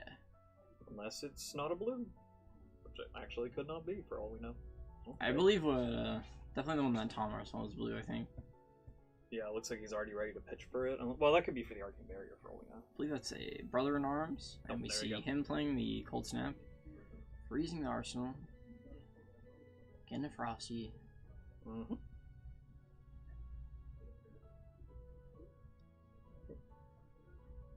Is Nick going to let it resolve, or is he going to pitch to go ahead and attack with staff before it resolves? Guess If he has a that's- blue in hand, if he has two blues in hand, basically, he can just let it resolve. it's, I believe that's a yellow he pitched. Mm-hmm. So, not the blue, but just fine. He's coming in for 5 total. Two Tom can arcane- block 2 of it with the leftover resources, and Yep. then pitch to go ahead and just swing with the staff afterwards. 2 Arcane first because the stack. I wonder what Tom's got in hand, because he's... Arcane Oh, he's Barrier. quelling. No, is that Quell or is it Arcane? Yeah, that's Quell. Ooh. Yeah, the elemental specific equipment is Quell. Oh, he got to draw the card now, so he could what's the word I'm looking for? He could pitch one of those to go ahead and swing with his staff now. True. Which I imagine we will see. Oh yes. So he quelled and Arcane Barrier this turn, and he will get at least the AB off of the what's it called? He'll at least get the AB and block one of this 3. Mm. What's like the on hit effect on this one?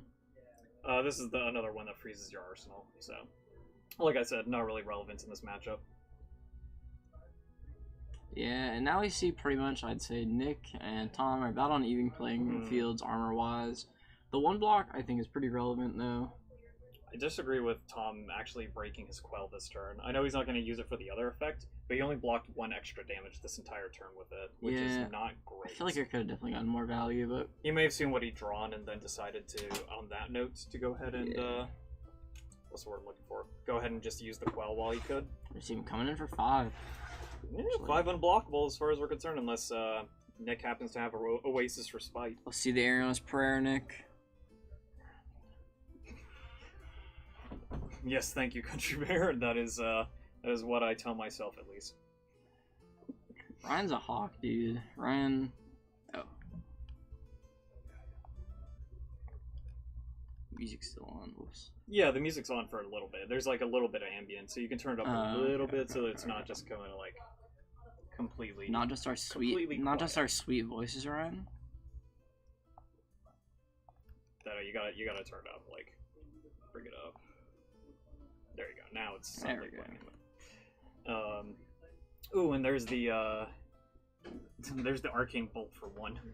Big old one. Yeah, I was looking at one of the cards today when I opened my sealed pack, and they like literally printed the same card, just with like ice versus wizard. No. Or elemental wizard and regular wizard. They're both 0 for 1, 2, or 3s, depending on color. Yeah, the reason is so Kano can attack allies now. Oh, alright, I see it. Yeah. So the regular wizard stuff, like the arcane bolts, is just so Kano can use zap, but on like dragon allies. It's literally it. What a bad. Oof. Tom has some blue here. He's gonna start swinging some advantage against Nick pretty fast here. Because again, he still has the arcane barrier to mitigate some of the extra damage with anything he has. Yep, there's the Aether Hail. Woo! So that's 2 with a Frostbite coming down. Yeah, I think Nick's gonna end up taking that Frostbite, saving his card for Arsenal next turn. Coming in for 5. Cannot complain about that, though. We will see. Tom is also gonna come for 5 this turn. Yeah, really just put the Nick difference in is that Tom is going to probably, if I see like if a Tom few has cards, a 0 for 4 next turn, or not 0 for 4, but if Tom has a arcane spell that'll deal 4 or a way to, swing 4 arcane total, he just wins next turn, I believe. So that 2 is taken, and then I imagine we might see the staff here or we definitely will see the staff here for 3. Now we just see Tom debating whether or not he's gonna take this arcane. Here's the crazy thing. Tom definitely has another Aether Hail in hand. If he has a blue to go with it, he can just Aether Hail into staff on his next turn. And if Nick doesn't have enough to straight up kill him... We see a block 1, gonna take 4 here, and then... Yeah, I can see what he's doing here. I think Arsenal's... Yeah, he's gonna use the staff now. See the staff, and I imagine he's got a 1 damage burn spell here. Ooh, Nick not... Oh, Nick didn't have any more cards. His face down gloves, I thought, was another card in hand that he put there. I bet Nick wishes it was. Oh, and this is just the arcane bolts. Oh, that's just 3 damage. Oh, wait. Oh. And I believe he has a blue in hand, which... If he has a yellow in hand, he gets this. I think it was a blue. So I guess we'll see. Yeah, if that's not a damaging card in Nick's arsenal, and not... Yeah, if that's not a damaging spell in his arsenal that hits for... 8. That's 1 damage. And if it's still a blue, this might be a wrap. Yeah, I don't think Tom much cares for that 1 damage. Even then, if he does have blue in hand, he can block the 1, then it's swing with the staff to finish the job. Exactly. Yeah, I think We're unless looking rough for Nick right now. I keep saying unless he's got Oasis, unless Nick's got Oasis for Spite. Oasis for Spite is so good, and I got actually a pretty good. I got 2 reds in the draft. Oasis for Spite would be a banger right now, but Nick doesn't think that card's good, so. Nick's crazy. He'd gain a health and block the damage. Absolutely insane. I think the card's fantastic. Mm-hmm. I always draft it just because I know I need it to block against the wizard. Wasn't enough to save me today, but it's fine. But actually, I went up against Phi, so I didn't even get to try and use it against him. Yep. Oh, is that it? Yeah, I think that's a wrap. I think that's a wrap. Because if Nick doesn't, and AJ going ahead and slamming down the numbers right now. Nope. Yep. AJ, cutting it early. Yeah. So we see Tom taking it. Icelander winning not only first but also second in our draft. I believe that was the only 2 Icelanders at the table. They had their cut of the pool, dude. Everyone was grabbing the Draconic cards first, and the Ninja, and other there was no way they didn't get exactly the best. Nick's gonna respond and deal 2 first. Just to pad those numbers, or just to bring down the numbers a little bit. You love to see it. Gotta get some amount of damage in, but we gotta make it seem like you lost a little less hard. That was that. I mean, Haven tabletop pre-release. I think it went great today, Ryan. What do you think? Oh, I thought it was awesome, and especially the fact that we got our max capacity, with the Haven being so relatively new, actually completely new in terms of brick and mortar. So yeah, and the fact that we got full capacity to go ahead and host this event, we should be getting way more allocation during the next month. Also, we will be having a 1K coming up relatively soon. I believe in the next 3 weeks, assuming our grand opening is still on pace for when we get our sign. The freaking sign, dude. Yeah. I feel like we'd have more customers. We've just been getting dumpstered from the sign. Mm-hmm. Is what it is. Kind of be like that. Not much we can really do to fix it. So, yeah. But As soon as it comes up, though, we're definitely going to get a lot more attention, because one of the things... Ooh, See please, a bunch of packs. please Are they gonna stop saving... crack them on stream? Crack them on stream. Crack them on stream. I was going to say, they better not be saving those Oh, all for draft dude, it looks like again. Tom's saving him. I swear to God. I get the fact that he wants to draft it, but, like, come on. Oh, he's You're not opening gonna be- one. He's opening one. Ooh. Gasp. What does he get? What do you get? Check for the cold foil. Nice. He's going in order. See. I don't think that was Majestic. Down against Majestic. Cold foil. Nope. Nick's opening his. Alright, yeah, let's see. Alright. Yeah, I'm let's glad see they're him doing this open on it. stream, though. Come I'd love on, to Nick. see what they pull. Alright. There's a foil, so no Majestic. Ooh. Are you kidding me? Another one! Another This man. dragon. This. Oh, Nick keeps pulling. Nick pulled 2 legendaries from his prize pools and a dragon yesterday from his prize pools at the collective. Nick is nuts. What the fuck? Gosh. Alright, I also probably shouldn't be swearing on stream, but you know what? Yeah, You know the what? I heck- stand by what the I heck, said. Ryan? Hey, I bet you're all thinking it, okay? With what I just said, 2 legendaries yesterday, Marvel today, and Marvel yesterday too. I don't know, but regardless, That's crazy. He's still opening packs though. yeah, he's opening packs. But in the meantime, great time to talk about our sponsors. Again, thehaventabletop.com. We have pretty much every Flesh and Blood single imaginable for the most part. Thank you to Nick. Thanks, We even Nick. have like old Cold Foil Heroes. If you guys are interested, message us. Check it out. We appreciate you guys watching the stream a lot. And remember, code AdventureCo, or promo code AdventureCo ! For 10% off all Flesh and Blood singles. And like I said, do you like Jeff Bezos, Ryan? Nah. I don't like Oh him. my god! He got the Fable 2! Oh, yo! What the hell? He's nuts. Alright, Nick's a ban. Okay, we have to petition to get Nick banned from these freaking events, dude. Yeah, He hit come- that, you know what? Hit that free sub button with Twitch Prime if you want Nick to get banned from.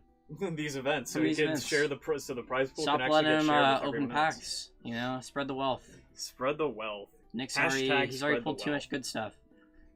So, Hashtag Nick the Demon. unbelievable. Nick the Felon. Dude, Tom's sitting there and he's like, I'm saving these packs for draft. And then it's like, yeah, I guess I bet that's all they're Tom good is for now. definitely going to continue saving his packs for draft That's now exactly what after I'm watching like Nick just pull, I don't know, like $400 in cards, The 500. gas, the entire gas from this like set of cases, bro. Yeah, actually, that means this case was really insane because there's a rainbow foil legendary in there as well.